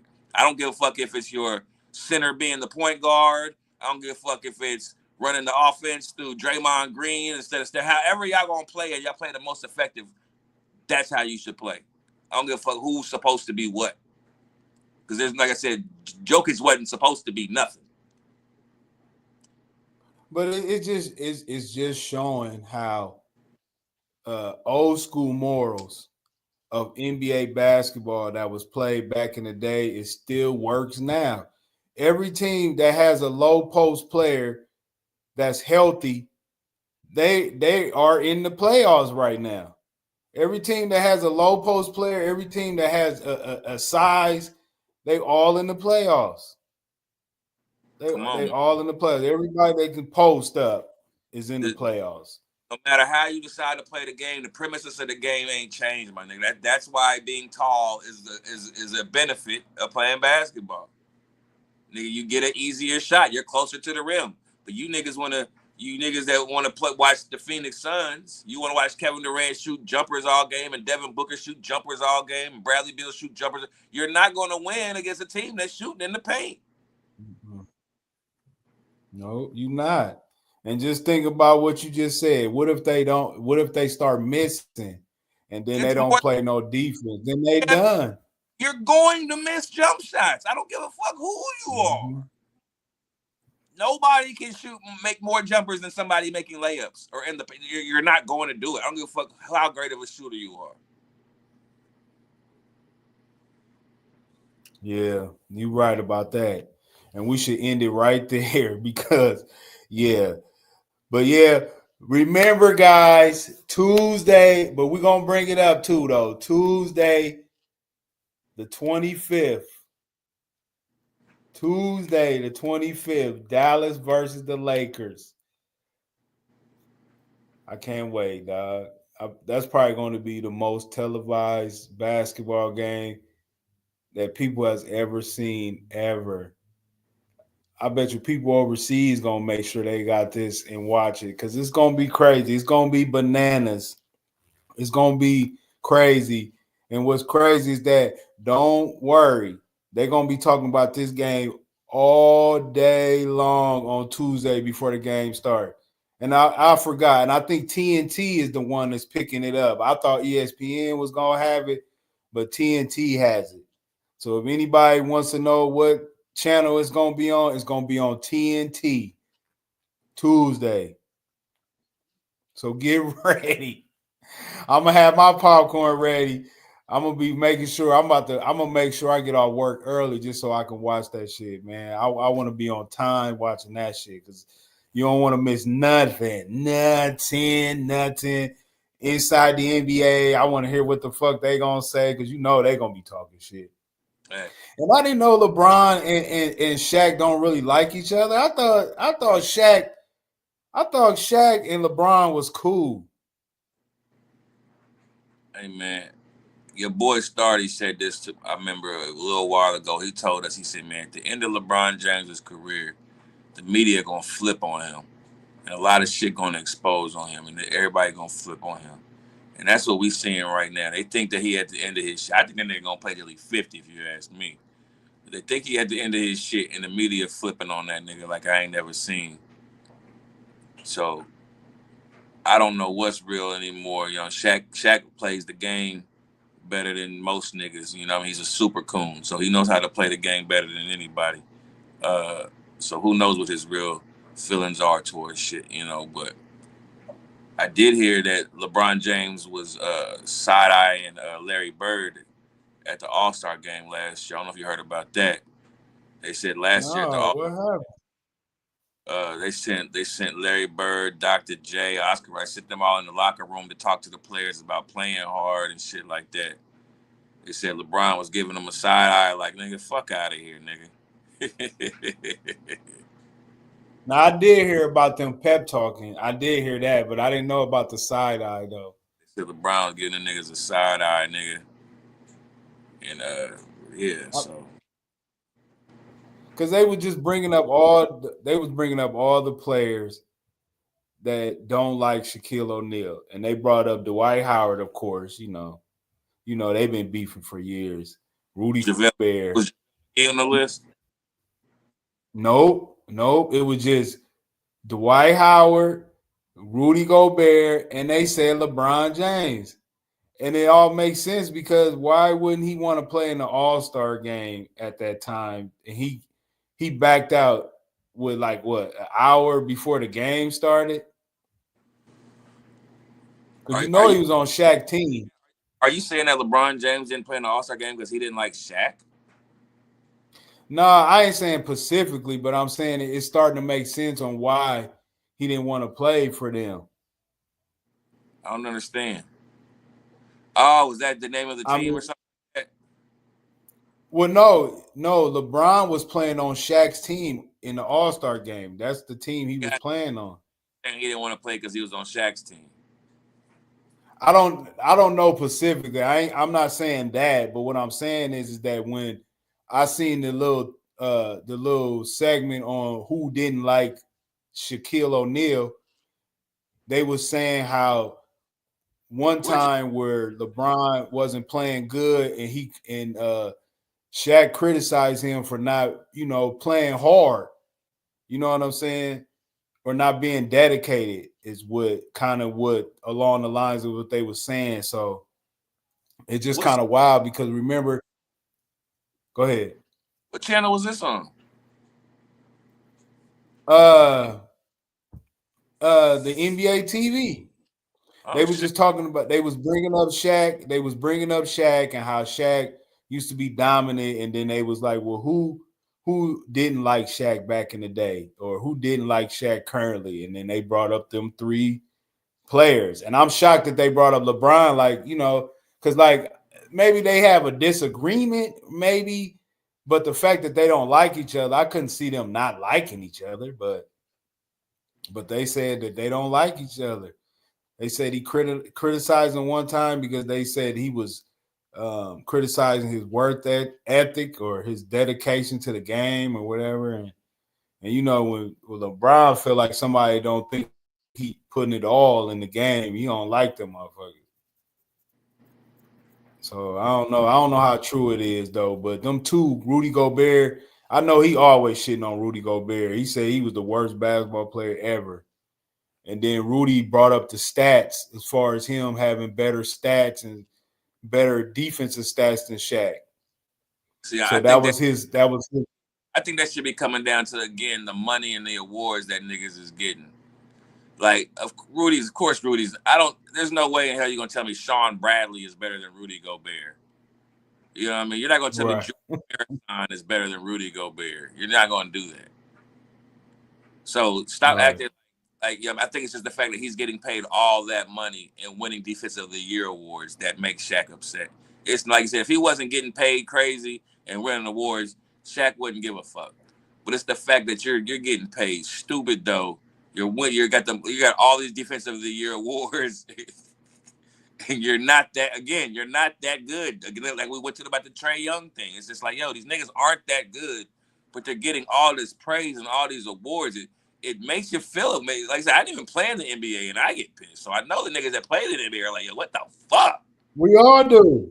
We all do, because we know how much pampering and how much shit they're getting away with as far as not having to play when they want to play, if it's a televised game, or like if we trying to take our kids to the game, or do we know if they're going to play or not tonight? You know what I'm saying? Shit like that. Like we knew Jordan was going to play when he came to Indiana, or we knew Patrick Ewing was going to come to play against the Pacers. You know what I'm saying? We knew that. It was a given.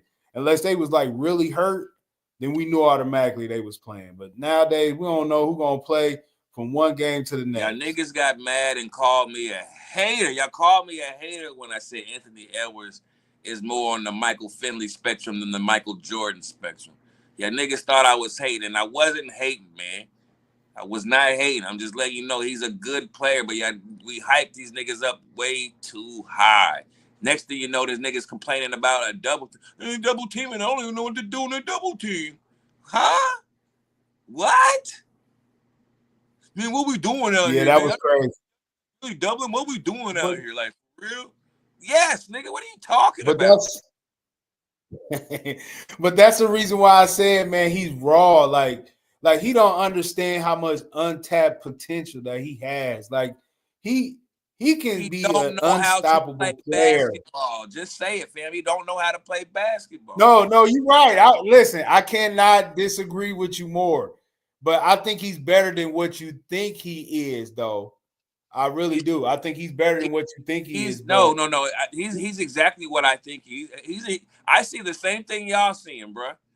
It's just I'm not that impressed with that because I've seen that, and I've seen way better than that. To me, he just like you said, he is raw talent. He don't know how to play the game. He's just running, jumping, and shooting. That's all. And like I said, when a strategy comes into the game and they bring a double team in, oh shit! What the fuck is this? What are we doing out here? Yeah. That's what we doing out here. Yeah, that's where he need to learn. That's where he need to learn how to mature. Because the fact of the matter is, you complaining about double teams. Like, you mean to tell me you never seen a double team in high school or college basketball? Probably not. Because where he played at Georgia, he wasn't like scoring like that. Like when he came in, when he was playing in college, like I knew he had talent, but I didn't expect him to be like the number one draft pick talent. That was because, like you said, that was a shot. His skills going to transfer to the league. They see your skills and they think it can transfer over. They see your athleticism. Like I said, when I saw Aaron Gordon, I said, "Oh, that's the new Blake. They're gonna turn him into Blake Griffin." I said, I only got to see a little bit of you to find out what you're going to be. Yeah. I can see what they're going to make you. Yeah, you knew Aaron Gordon was gonna be an NBA player, just like you knew Anthony Edwards was too. But It's not it's just just that the they're fact, an like, NBA player though, Eric. It's what they're going to make them as an NBA player. but it's like to me, Anthony Edwards was kind of like Russell Westbrook when he came out of college. Like Russell Westbrook was more of a defensive player when he was coming out of college, going into the NBA. Like we didn't know like he can score like that.